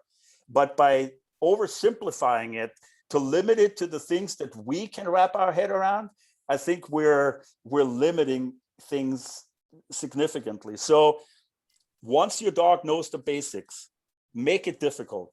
Put deliberate interference odors, contamination odors, and masking odors out there, so the dog has to work really, really hard.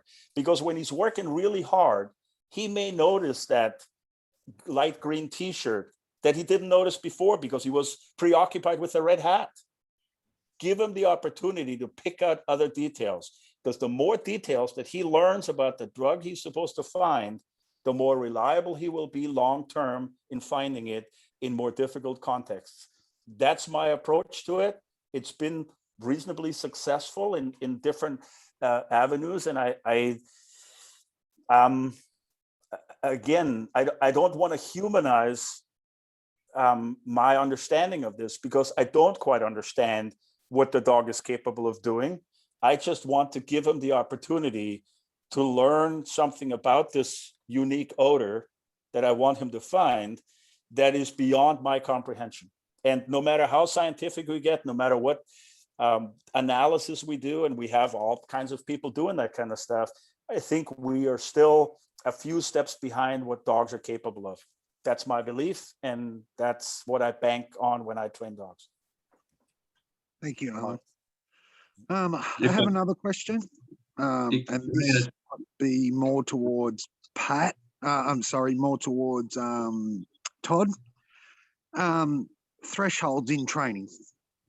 So the question is, what is your take on thresholds in training, and should you be starting off on low thresholds and moving your way up, or some agencies start on large thresholds? What's your take? Well, look, I'd like to address the issue of thresholds specific to the question that was asked about meth, in terms of methodology of low to high or high to low. I'm gonna have to say that's out of my lane, and that's probably a better question for the rest of the dog experts. In terms of threshold and thinking about how we address the method issue specifically, I think Michele and Armin, I think everybody hit the nail on the head with regard to the idea that the threshold is extraordinarily low. It was brought up that meth has a much higher, orders of magnitude higher vapor pressure, but if we look at the available surface area, it is significantly, let's just use the same terminology, it is magnitudes of order to less surface area. So therefore, even though there's the vapor pressure is high, there just isn't enough material there to make it equal to what is being put out by cocaine or by heroin. And maybe an oversimplified analogy to this would be, think about a peppercorn. So you have a pepper mill and you've got that big solid peppercorn.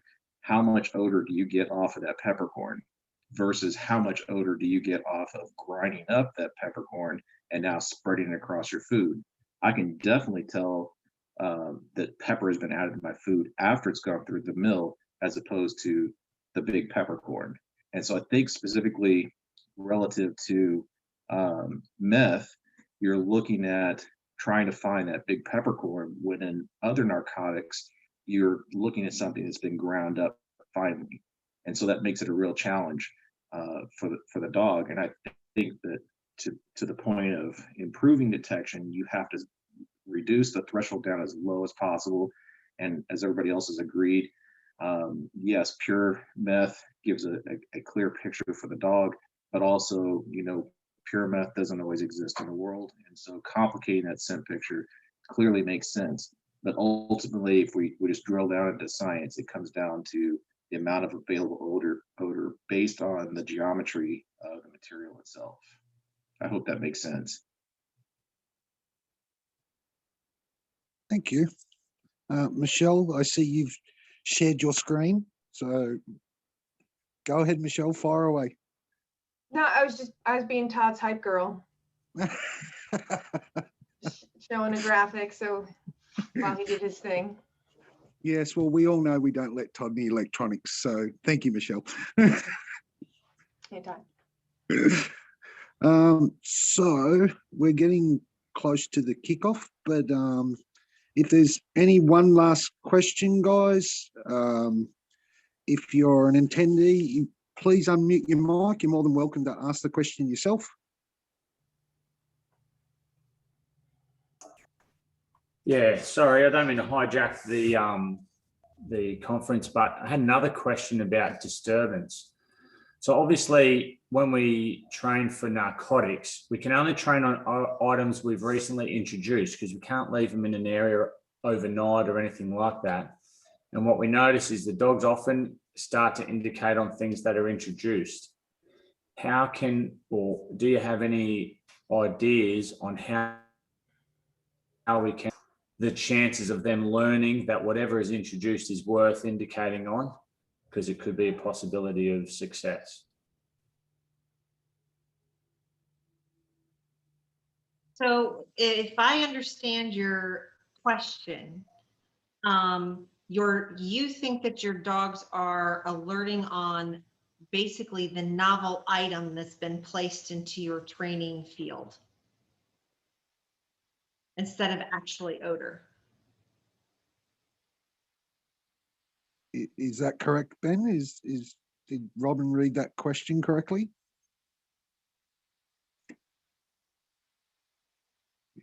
I think he might have got kicked off. Here he's back.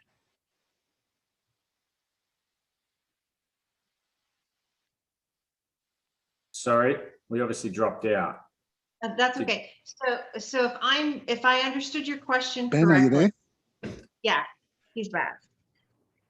Okay. Your dogs are, because you're placing items out in your training environment, the dogs are now alerting on anything that's novel in the training environment instead of just odor. Yeah, that's correct. That they have a tendency to just indicate on things that are introduced. Okay. That's a discrimination issue in my world. And so let's go back and have a discussion, even if it's in boxes or something else, and nothing but odor pays. So put baked potatoes out, and the most novel thing I can figure out to put in lots of places are baked potatoes, because baked potatoes don't belong a lot of places. So.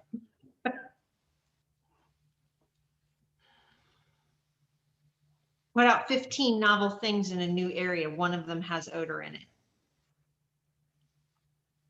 That would be that's where I would start. I don't know what the rest of the group says.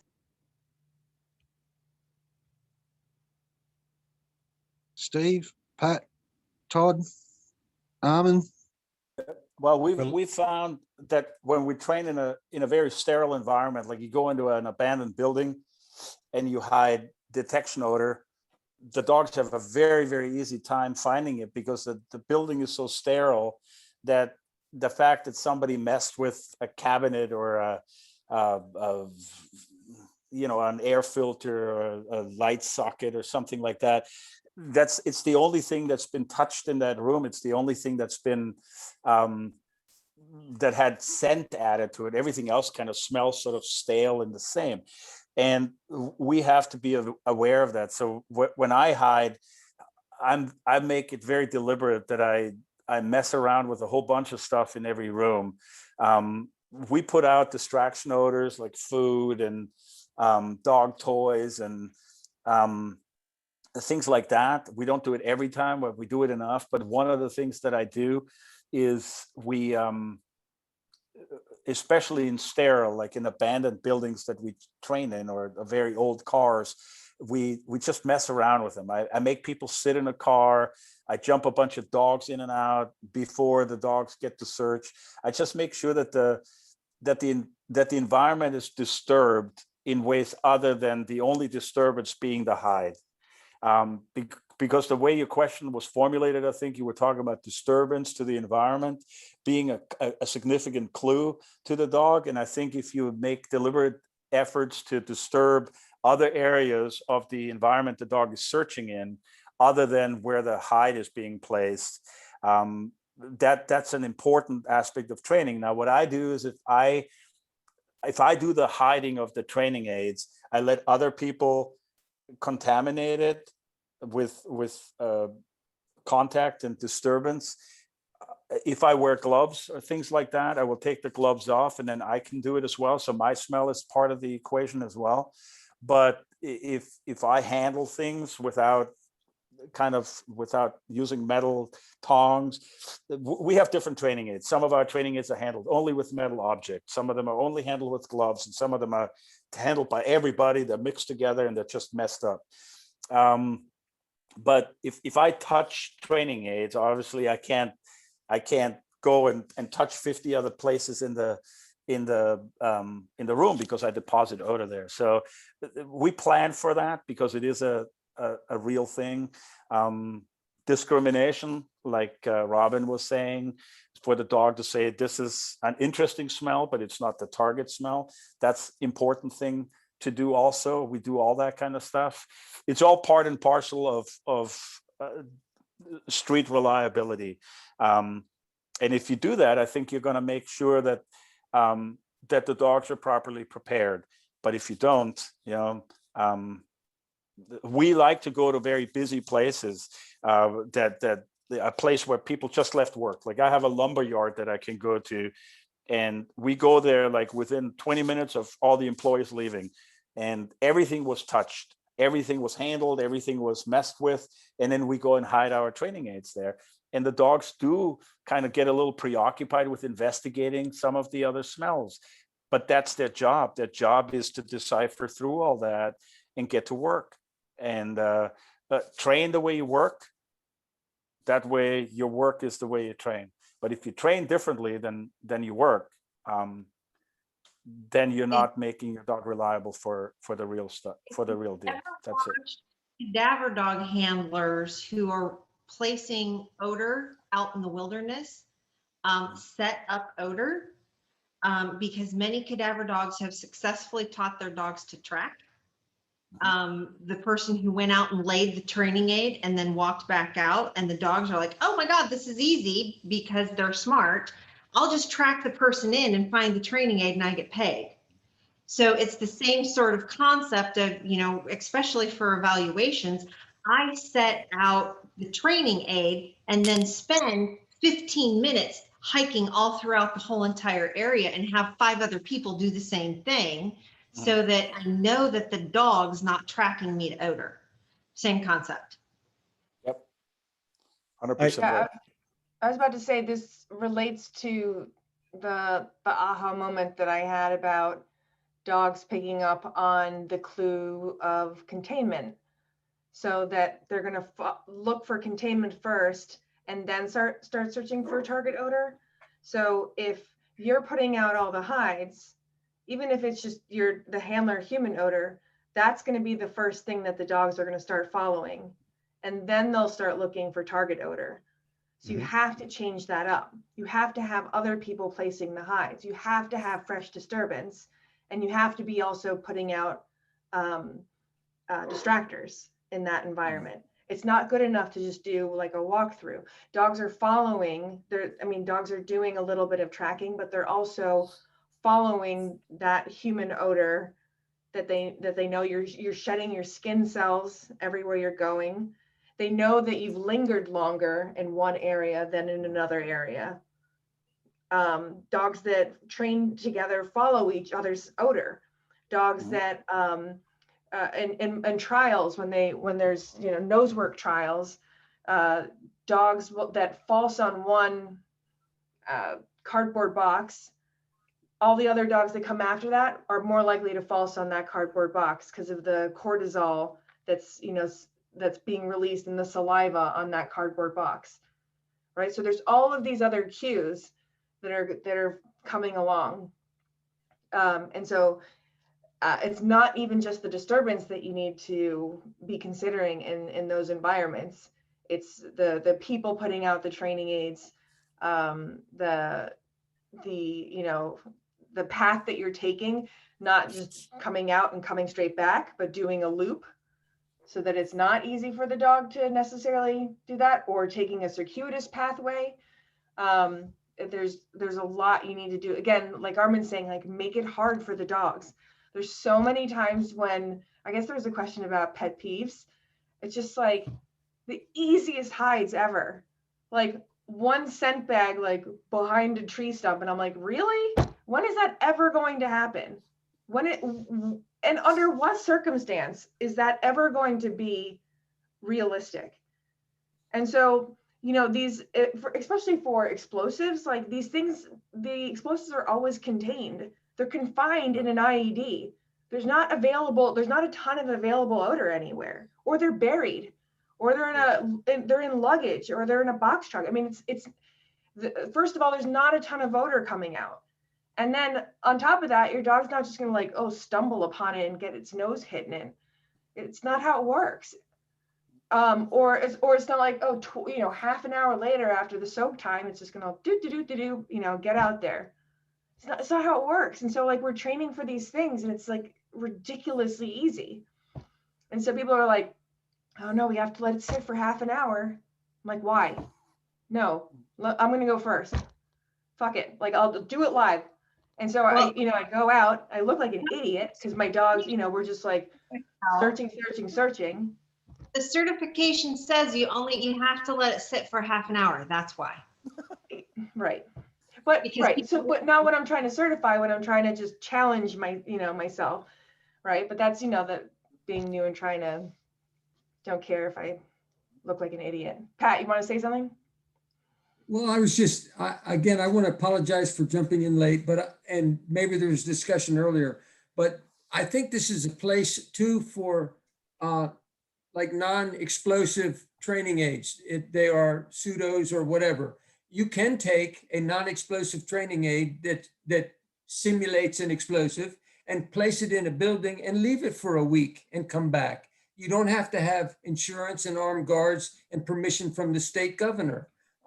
That aid, you can put it out and leave it for 3 days or 3 weeks and come back for it. So just the odor soaks.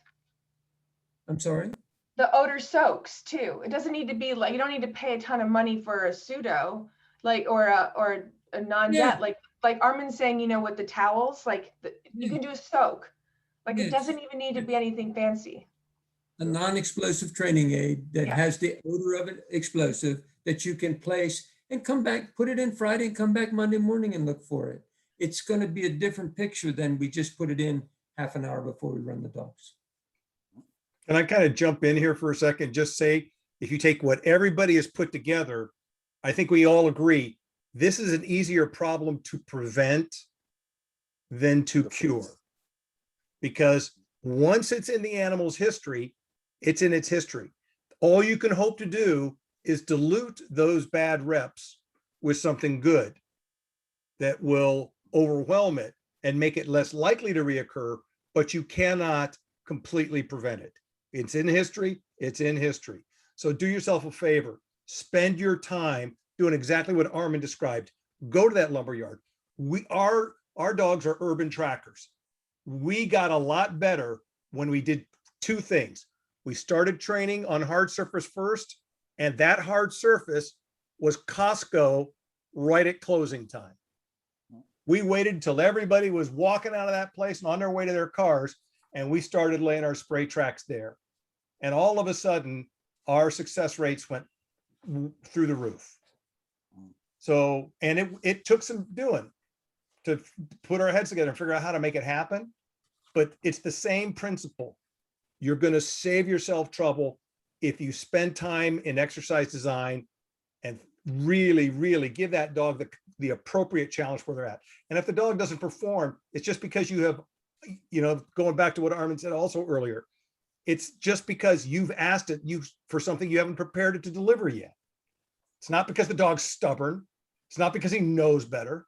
It's because you just asked more than you're prepared to deliver. Go out there and have some fun preparing the dog to deliver. So that's it. And I have to say that the odor prints from Precision Explosives inside a tad jar are great for leaving out somewhere. So Todd, Michele, I'll pick up those checks later on in the week for punning those two items. Our next question was, what is your pet peeve that you see handlers making when they come to training or they're conducting training themselves? So Steve, you're first on the screen. So how about we start with you? Armin already said it. They blame the dog. Actually, I had the great pleasure of a few years ago sitting down at a table with Mr. Jeff Shetler, Randy Hare, and Pat Nolan. And me being the redneck Australian I sat there very quietly and just listened. And basically by the end of the conversation, they all kind of looked at each other and come to a consensus that get out of the way, let the dog do its job. Yeah. Yeah. And train the dog in front of you, not the one that you imagine someone gave you or the story that came with that dog. Really, baselines, see what the dog's actually telling you it can do, and then work with that instead of what somebody fantasized that dog could do.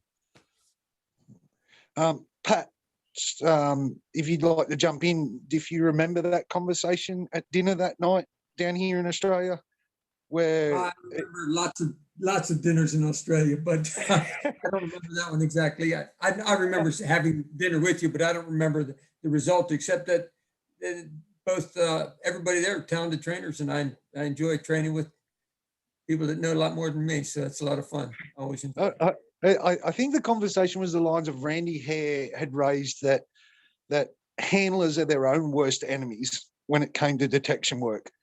And you and Jeff were kind of like, yeah, they just need to get out of the way and let the dog do. And I just found it a really interesting conversation that you all agreed that the best thing a handler can do is just get out of the way. Well, and one of the things, though, even that particular statement, you assume that the dog understands its job. And there's a very, very fine line between a trainer and a handler. And, one of my aha moments, I don't remember when I heard it, was either you're training the dog or the dog is training you 24 hours a day, 7 days a week, 365. Yeah. Okay. So this was a Steve thing, right? 365 days a year. And so, and then Randy Hare was in a conversation with him at one point. He goes, it's my job to train a dog so well that it takes a year for the handler to screw it up. And so what we really have to start thinking about as an industry, right, is we need our handlers to actually start beginning to have the desire to be a trainer. Because every time they get the dog out of the car, they're going to do something that then they realize on a deployment, I have to go back and I have to now do all of this mitigation stuff because I did it and I put it, as Steve said, in the repertoire on this one operation. Now I got to go mitigate it. But they don't, and they're like, oh, I'll fix it later. How come you think we now have so many dogs without problems? Dogs don't out. I'll fix it later. And guess what? It's not exciting. So, you know, that's my pet peeve, are the people who show up to training for me and expect me to tell them what to train. Dude, show up, take responsibility for your own training. Oh, I'm getting kind of ranty. But you know, who else knows your dog better than you do? You're more than Uber. Show up, be the other half of the partnership to train the dog. Know what you're supposed to work on. Don't walk up to work on with one of the fantastic trainers that's sitting here and say, I don't know what my dog needs to work on. I have a laundry list. And if I got one of these guys for 5 minutes, oh my gosh, we would have lots of conversations, hopefully over with some alcohol, and really good terminology on what exactly my dog needs to work on. And because if I want my dog to change its behavior, I have to change mine first. And by talking to all of these other people, I can find out better ways to change my behavior and better ways to train my dog or help my students train their dogs. So, okay, end of rant. Thanks, Robert. You were getting a little bit red in the face there at certain points. Armin, what's your pet peeve? My pet peeve with handlers is that I think they're competitive with one another. And because they are, they handicap themselves in training. They want to work on the things that make them and their dog shine. And they don't want to work on the things where they could have egg on their face. And as a result, when they're setting things up, they either set things up that the dog is really good at, or if it's something that the dog is not good at, they set it up in a way that the dog is going to have an easy time of it. They're not improving the dog because they don't want to see the dog struggle or fail. And I don't want to see a dog fail, but the dog will never fail anyways, because we're just going to help him in the end and work with the dog. But I think the inability to challenge themselves, to compete against themselves instead of against others, it's a bit of a macho thing. Like we had one handler in the group. The handler wasn't allowed to hide narcotics anymore because the hides were always drawers or flip doors. The dogs would search rooms and they would hit a little bit of odor, and they sat near the closest thing that had a drawer or a flip door, like a cabinet. It drove me crazy. Creative hide placement. Trick the dog. Make it like a criminal. If I hide stuff, I hide it so that your dog can't find it. I'm not going to hide it in a drawer because every idiot cop can pull a drawer open and look in it. If I'm going to hide stuff from the cops, I'm going to hide things in a way that if you don't have X-ray vision, you're not going to find it. So I want to train the dogs to be that X-ray vision. And I like what Pat was saying with a non-explosive training environment. I use little foamy stickers, kid stickers that are foamy, and I stick them in with my training aids so I can stick them on a blank wall or the blank side of a truck or something that has no visual identifying clue for the dog at all. There's a lot of dogs that run into search areas, and the first thing they do is they visually identify targets and they investigate those targets. And then they need help to be detailed and blah, blah, blah. If the dog is taught it can be anywhere, the dog will search everywhere. If a dog goes along a blank wall and all of a sudden I see them kind of go, it can't be here. I can't see anything. It's blank. And then they convince themselves it's there. And then they finally get paid. After a while, the dogs just vacuum the entire room or the entire vehicle. But if you always hide it in a place that the dog can identify, like what Michele was saying with the containers earlier, if the dog can have a visual identifier of what to check, why would he check everywhere else? It makes no sense. It's inefficient. Dogs are efficient animals, and they will always try to do it as efficiently as they can.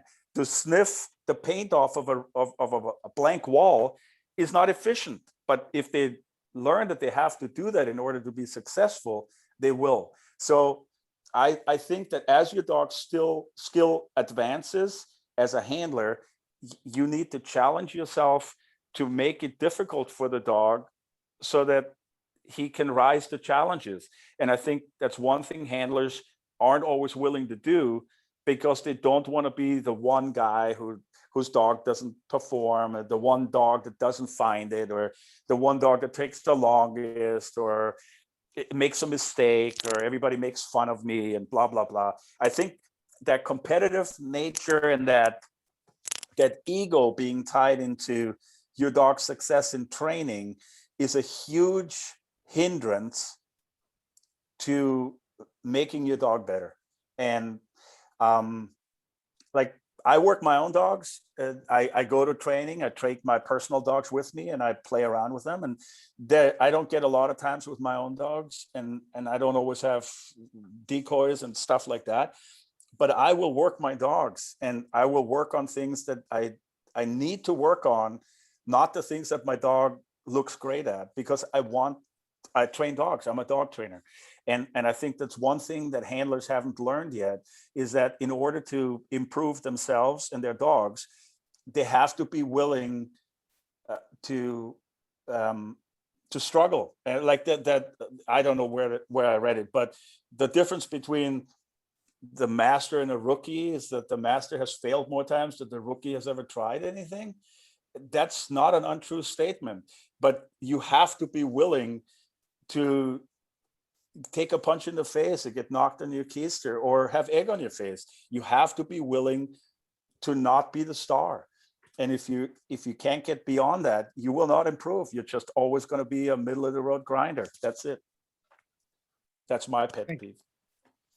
Thank you, Armin. Pat, do you have a pet peeve, whether it be, normal handlers, or whether it be people running gun dogs, or etc.? I just pipe on with Armin. A lot of times people are worried about winning the training session. And if the dog goes out and he's perfect, if you go out and your dog is perfect all the time in training, he's only practicing what he already knows. He's not learning anything new. And he is never going to be any better than he is now. You will never be any better than you are now. So when you're pushing, you're asking for more, and we're not really pushing, but pulling. When you're trying to pull more from him and asking for more, and he needs to stretch, there will be times when he doesn't stretch to the goal, and it's not always going to be pretty, but that's learning and growth and change. Improvement comes from the struggle, through the struggle. So it's okay to struggle in training, as long as it's not overwhelming struggle. As long as you have the dog's best interest in heart and you see you're moving forward, the struggle is okay. And you don't have to win training.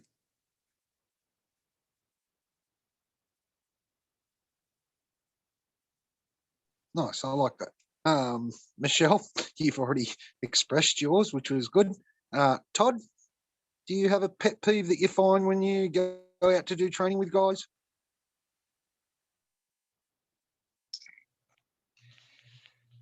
I have to pile on from a bomb tech's perspective with regard to what Armin and Pat were saying, and that is, as a bomb tech, I've died 100 times in training, but after working on hundreds of IEDs, I'm still alive.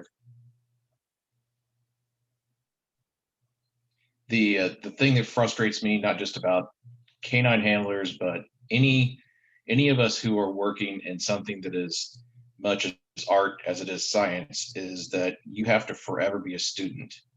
And you can't go into training thinking that you're going to get an instant answer. I can't go to any one of these experts that are here today and just expect to walk up with, here's my problem, tell me the plug and play answer, and then let's move on. You have to have a passion for what you're doing. You have to thirst for new knowledge and be willing to go find it yourself. When you can't find the answer, then go ask an expert.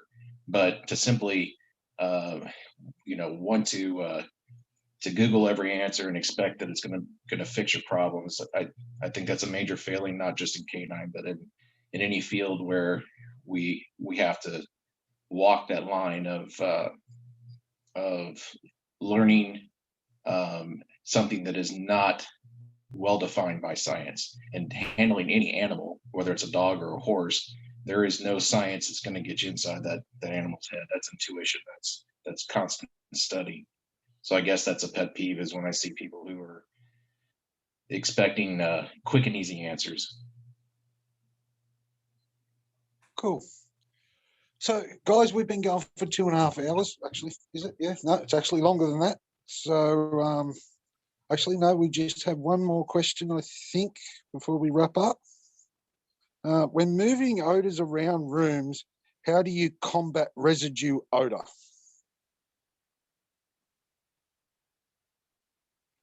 So, who would like to take the ball on that one first? I'm going to pipe in here. There's no residue odor. People need to understand that there's odor and there's no odor. If the dog smells what's there, it's odor. It's not like this residual odor, leftover odor. It's odor. It's the same odor that he's always working. If there's still odor to be found, then he's correct. If there's no more odor there, then there's no more odor there. But this whole, like, there's a difference between leftover odor and real odor. There's no difference. It's the same odor. It's odor, period. Okay, so people need to change the terminology, number one, and they need to get that they need to keep training logs, so they need to have a good memory. I have a good memory. So when I hide in my training building, I hide sometimes 5 days a week in there, and I remember every hide. So if a dog shows interest somewhere, or more than one dog shows interest somewhere, I need to be able to remember that that's where I hid something before. And the dog might still be able to smell something there. For the dog, it's as real as the new hide, unless, he compares, oh, this is really weak and this is really strong. But if we are lowering the threshold of odor with the dog as his training advances, the dog's going to hit on small quantities, and whatever is left is small quantity odor. That's all it is. So I think people need to understand that, and they need to be careful that they maybe prevent too much contact with the training aid with a particular surface, so that the odor can't adhere for very long, so that within 24 hours it has dissipated enough so that it's really not detectable for the dog anymore. But if a dog shows it, and I know I hit something there the day before, I have to be open to the possibility that he can still smell it. And then I just made a mistake as a trainer or as a problem setter. I think we have to be careful with that, and we have to try to freshen our training areas up enough so that we don't run into that problem and confuse the dog. Because this whole idea that there's a difference between, like, if somebody has a kilo of cocaine in his trunk and he sells it, and you stop the car 5 minutes later, you think that dog can't smell cocaine in that car? Of course he can. Just because there's nothing in the trunk anymore doesn't mean there's no odor in the trunk. The dog's not wrong. The dog didn't false. The dog didn't fool you. The dog didn't do any of that stuff. It's just, and then you don't call that residual odor. It's real odor. There was odor there.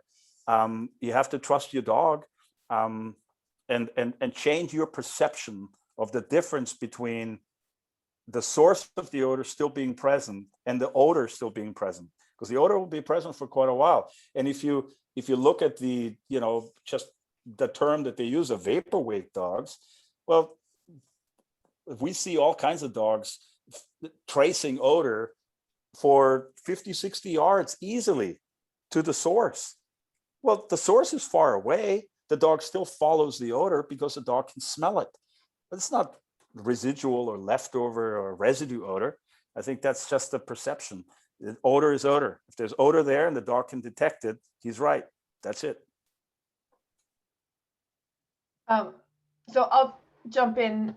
So I think there is a difference, or we want to make the distinction between training and operations. And so in operations, residual odor is great because it is a,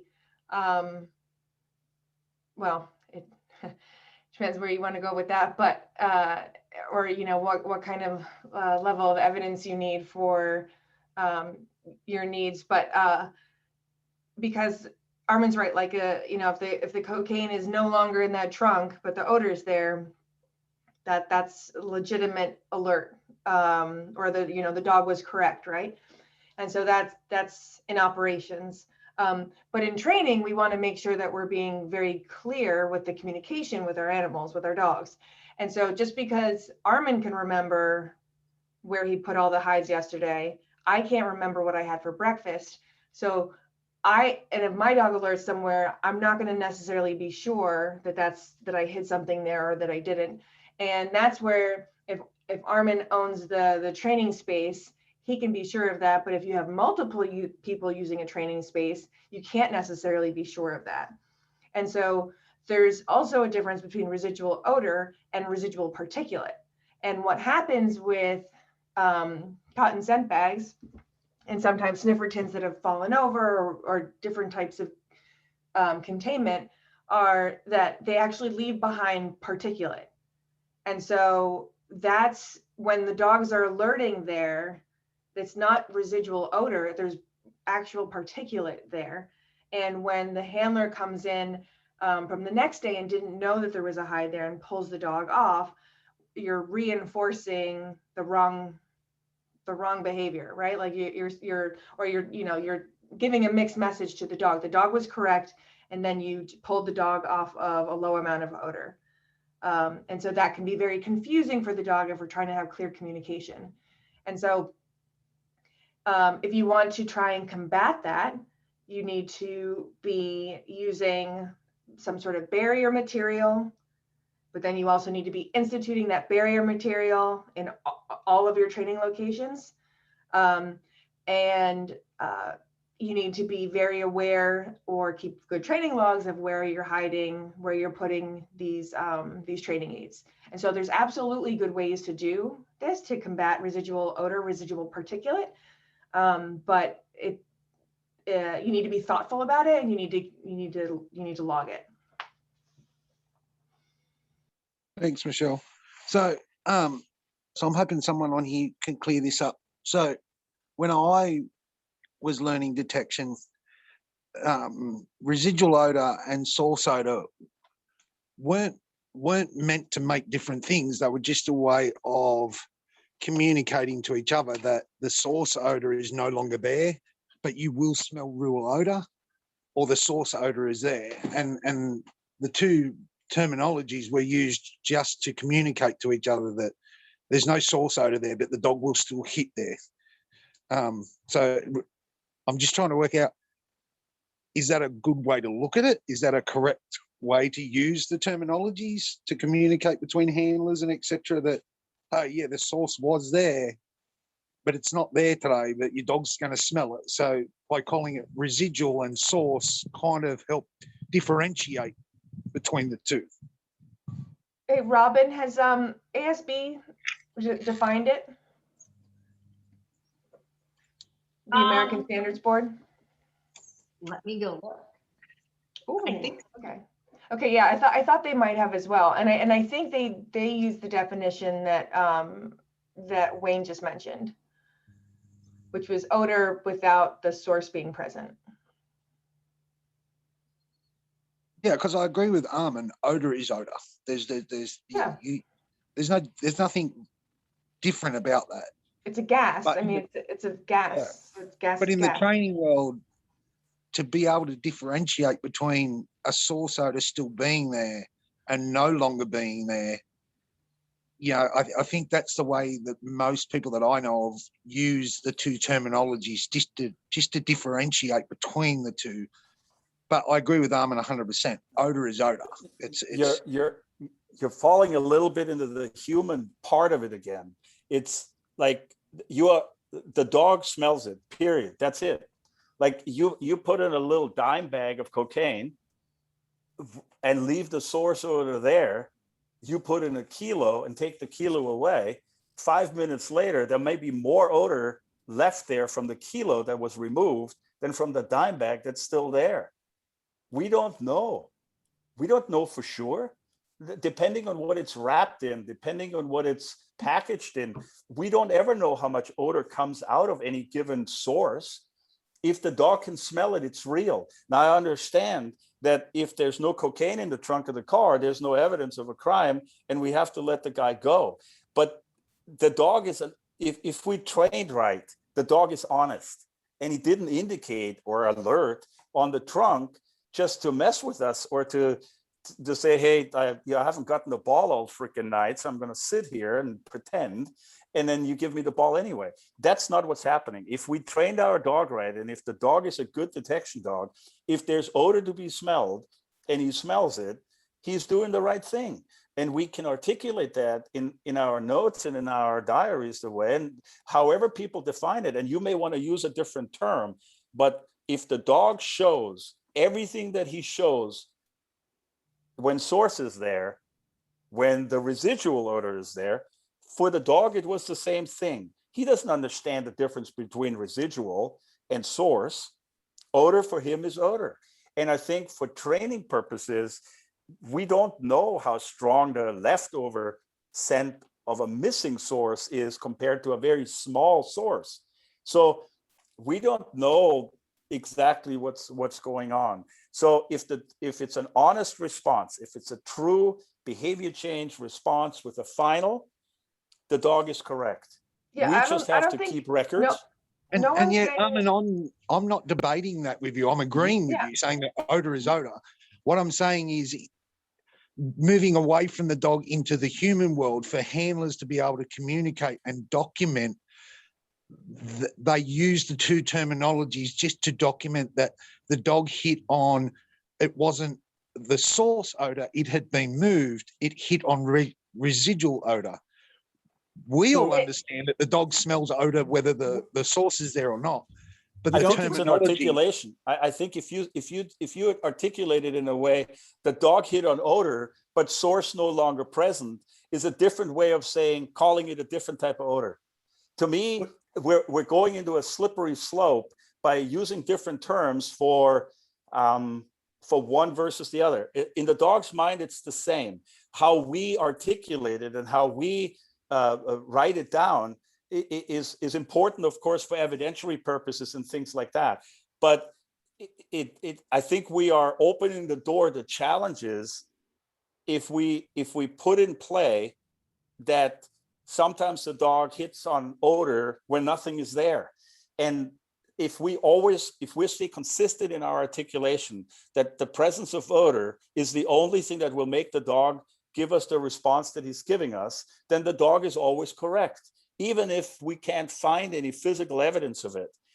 And if we differentiate between the two in training, we are leaving the door open to saying that the dog's hit on stuff that's no longer there. For the dog, it is there. That's the end of the discussion, and it needs to be written that way. Otherwise, we're opening the door to defense attorneys challenging this forever, and that's silly. To me, Armin, that's silly, and I understand we need maybe different terms for it, but it just needs to be written differently. Armin, do me a favor and read the definition that that Robin put in the chat from the American Standards Board, and see if how you feel about that. Is that going to take me a while?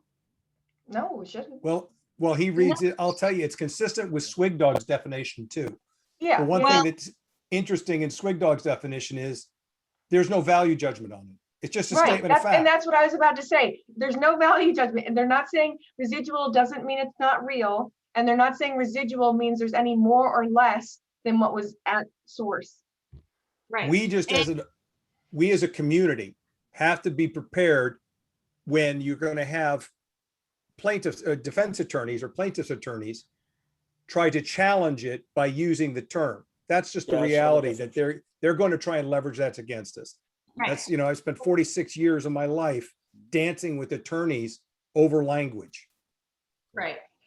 And And it is- the, yeah, so, and just so you guys are aware, the Swig dog, and a whole bunch of other stuff, right, was actually, I think, disbanded under NIST and then reformed under something else. And so now is basically the American Standards Board Mhm. and the Academy, the American Academy of Forensic Sciences. So I sit on the dogs and sensors. So I'm a subject matter expert on that committee, which is kind of like the new version of Swig Dog. And then they also have OSAC, which is the other part that goes along with it. And we're reviewing standards back and forth. So I just put in the chat the link to the definitions document that is like the next version of the Swig Dog document. We're getting ready to release some of the patrol dog standards. I think for the second or third time, the explosives dog standard is coming out. This is a United States thing. And we're going to end up covering everything from live find disaster all the way over to narcotics, explosives, arson, everything else. And it's not that I'm an expert in this, it's just that I'm a glutton for punishment, that I will sit down and read standards and look for typos. So that's what it is. But it at least is starting to, as we've actually come back several times in this particular discussion, terminology is incredibly important. Mhm. And for us to move forward as a scientific based culture that also works in a craft, because that's what we do, we need to be able to have that common foundation language that we can start having really, really good conversations. So I encourage everybody to look through the definitions document, try and make changes in your training nomenclature, it's late, haven't had enough coffee, to get us all moving towards the same language. Thanks, Robin. I've got one more question, and the question is, so what are your thoughts about training walls such as those used by Mike Suttle and other trainers? I see this addressed to me in the chat, so I'm going to pipe in. Training walls, boxes, all the variations of that are obedience setups to teach the dogs how to respond to odor once they locate it. They have nothing to do with searching. They have nothing to do with locating odor. They can be used to get a dog to discriminate between one odor and another, and they can be used to teach the dog an obedience response to odor, or an aggressive scratching response to odor if you want. They are not places where a dog learns searching. They're artificial setups that that simply do not exist in the world, which means the dog is artificially enticed to investigate certain parts and places, which is very, very helpful when we're teaching the dog a final response. I do use a wall to teach the final response with the dogs. I do it for very briefly. The dogs usually spend 2 or 3 days there. That's it. And once I have the final response, it needs to start going into the real world very quickly. Otherwise, it becomes just a game. Dogs look like rock stars on the wall, and then they can't put that into the real world. So yes, those things all have their value as a part of training. They are not complete training. They are just a very small percentage of what needs to be done to make a good detection. They are a prop. They're a context setting cue for the dog, that the dog knows this is exactly the game that we're playing when we show up here. You can teach a few things on it, but it's a lot more helpful, in my opinion, to spend a lot more time teaching the dog to work seams on a car. Pat, can I get you to comment on this? Because I kind of like your scent wheel. So do you have a take on this at all? Well, I use them for I use scent wheels. I have used some walls. I use them for two things. One, to prepare dogs that will be used in research projects where they want the discrete presentation of an odor. Your dog puts his nose on the can on a scent wheel, he walks it or he responds to it. And there's no question, did he not alert because he didn't get in the right area? The room, the air was going the wrong way, kind of a thing. It makes black and white for research projects. I also use it, as Armin said, to train or polish final response. Again, he's there. It's if I'm trying to teach a dog if I want to increase endurance on a final response, it would be a bad time. He searches 45 minutes through a warehouse, finds a very tiny hide, does the best search he's done in a month, and then I fuss around with him for his final response. I mean, it's poor timing to fix that, but I can polish the final response on the wheel and then add it into the real world. If I want to reduce odors, if I want to reduce mass, I can do it quickly there. If I want to add a new distraction that's giving him trouble in the world, I can give him lots of reps walking that distraction. But you cannot train a detection dog there. It's a piece of the things that detection dog needs. On the money. Steve, But do they're you useful tools. have a comment at They all? are useful tools. No, they've said it. It's a tool for a specific purpose or a couple of purposes, and that's it. You know, I use it to teach a report behavior. I use it to teach discrimination, and that's it. End of story. The rest of the work is elsewhere. Thank you very They much. teach a piece. They're used to teach a Yeah. piece of the work. They are not capable of teaching the work, only a piece of the work. And that's okay. We have lots of tools that help us teach pieces and portions of what we need dogs to do. You know, we use a bite suit. We don't let dogs bite people for real. We use all kinds of things like that help teach the dog things. That doesn't mean a bite suit is evil. I use a bite suit, but it's not, the bite suit in itself does not prepare the dog to bite a person for real. It's a tool. Other things have to happen for the dog to be reliable on the street. And it's the same with a scent wall or a wheel or boxes or Randy's boxes or any of that stuff. They serve their purpose and they make certain things more efficient. Like I can use the wall alone with a BSD. I don't need anybody's help. Boxes, it's much harder if the dog is a little bit futzy with boxes. If I get a dog that's been too long in the KMPV program, every time he sees a box, he loses his mind and starts attacking it or barking at it. So I much prefer the wall for that. The wheel is okay, but the dog knows what he's supposed to investigate. He's not searching, he's checking specific things and making a decision when he hits odor, which is great to teach the dog decision-making on odor. But putting that decision together with finding it after searching for a long time is a different context. And the dog has to learn that also. And he can't learn that on a wheel or on a wall or on a box. Correct? Awesome. Do you agree, Pat? Well, I agree. I agree. I mean, I think that's what I said. Yeah, it's exactly what you said. All right, guys. Well, we're going to have to wrap it up. We've taken up going on 3 hours time.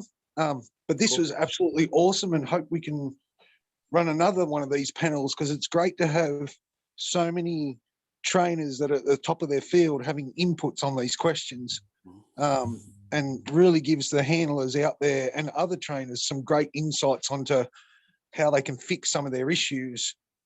And what was really nice is it was a open discussion. There was no heated swearing and carrying on, which I think we need a lot more of in the canine industry, these nice open debates to get to final answers. Carrying on, or we need more open discussions? 100%. And next time we'll try and make sure there's alcohol involved.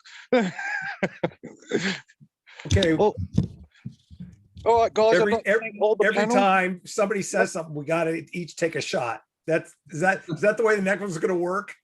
Well, I reckon it's every time we agree on something, because there was a lot of agreeing today. So it's every time more than one person on the panel agrees with it, everyone has to have a shot. That will only last about 3, maybe 4 agreements, and then that's all. That's going to go out the window. Yeah, and then we can start drinking depth charges for every time we disagree. But look, My I'd brain like to can't thank handle you that, all. losing that many cells. I'd like to thank you all. This is most probably one of the best webinars I've ever been on, having so many world trainers on there giving their opinions. I hope everyone that attended totally enjoyed it. This has been recorded and will be put up for people to review that couldn't make it. Again, thank you guys. I know you're all based in the US, so you all have a great night, and we'll see you. Thank you. Thanks for the invite. I appreciate it. You're Thank welcome you. back anytime. Thank you Good all. night.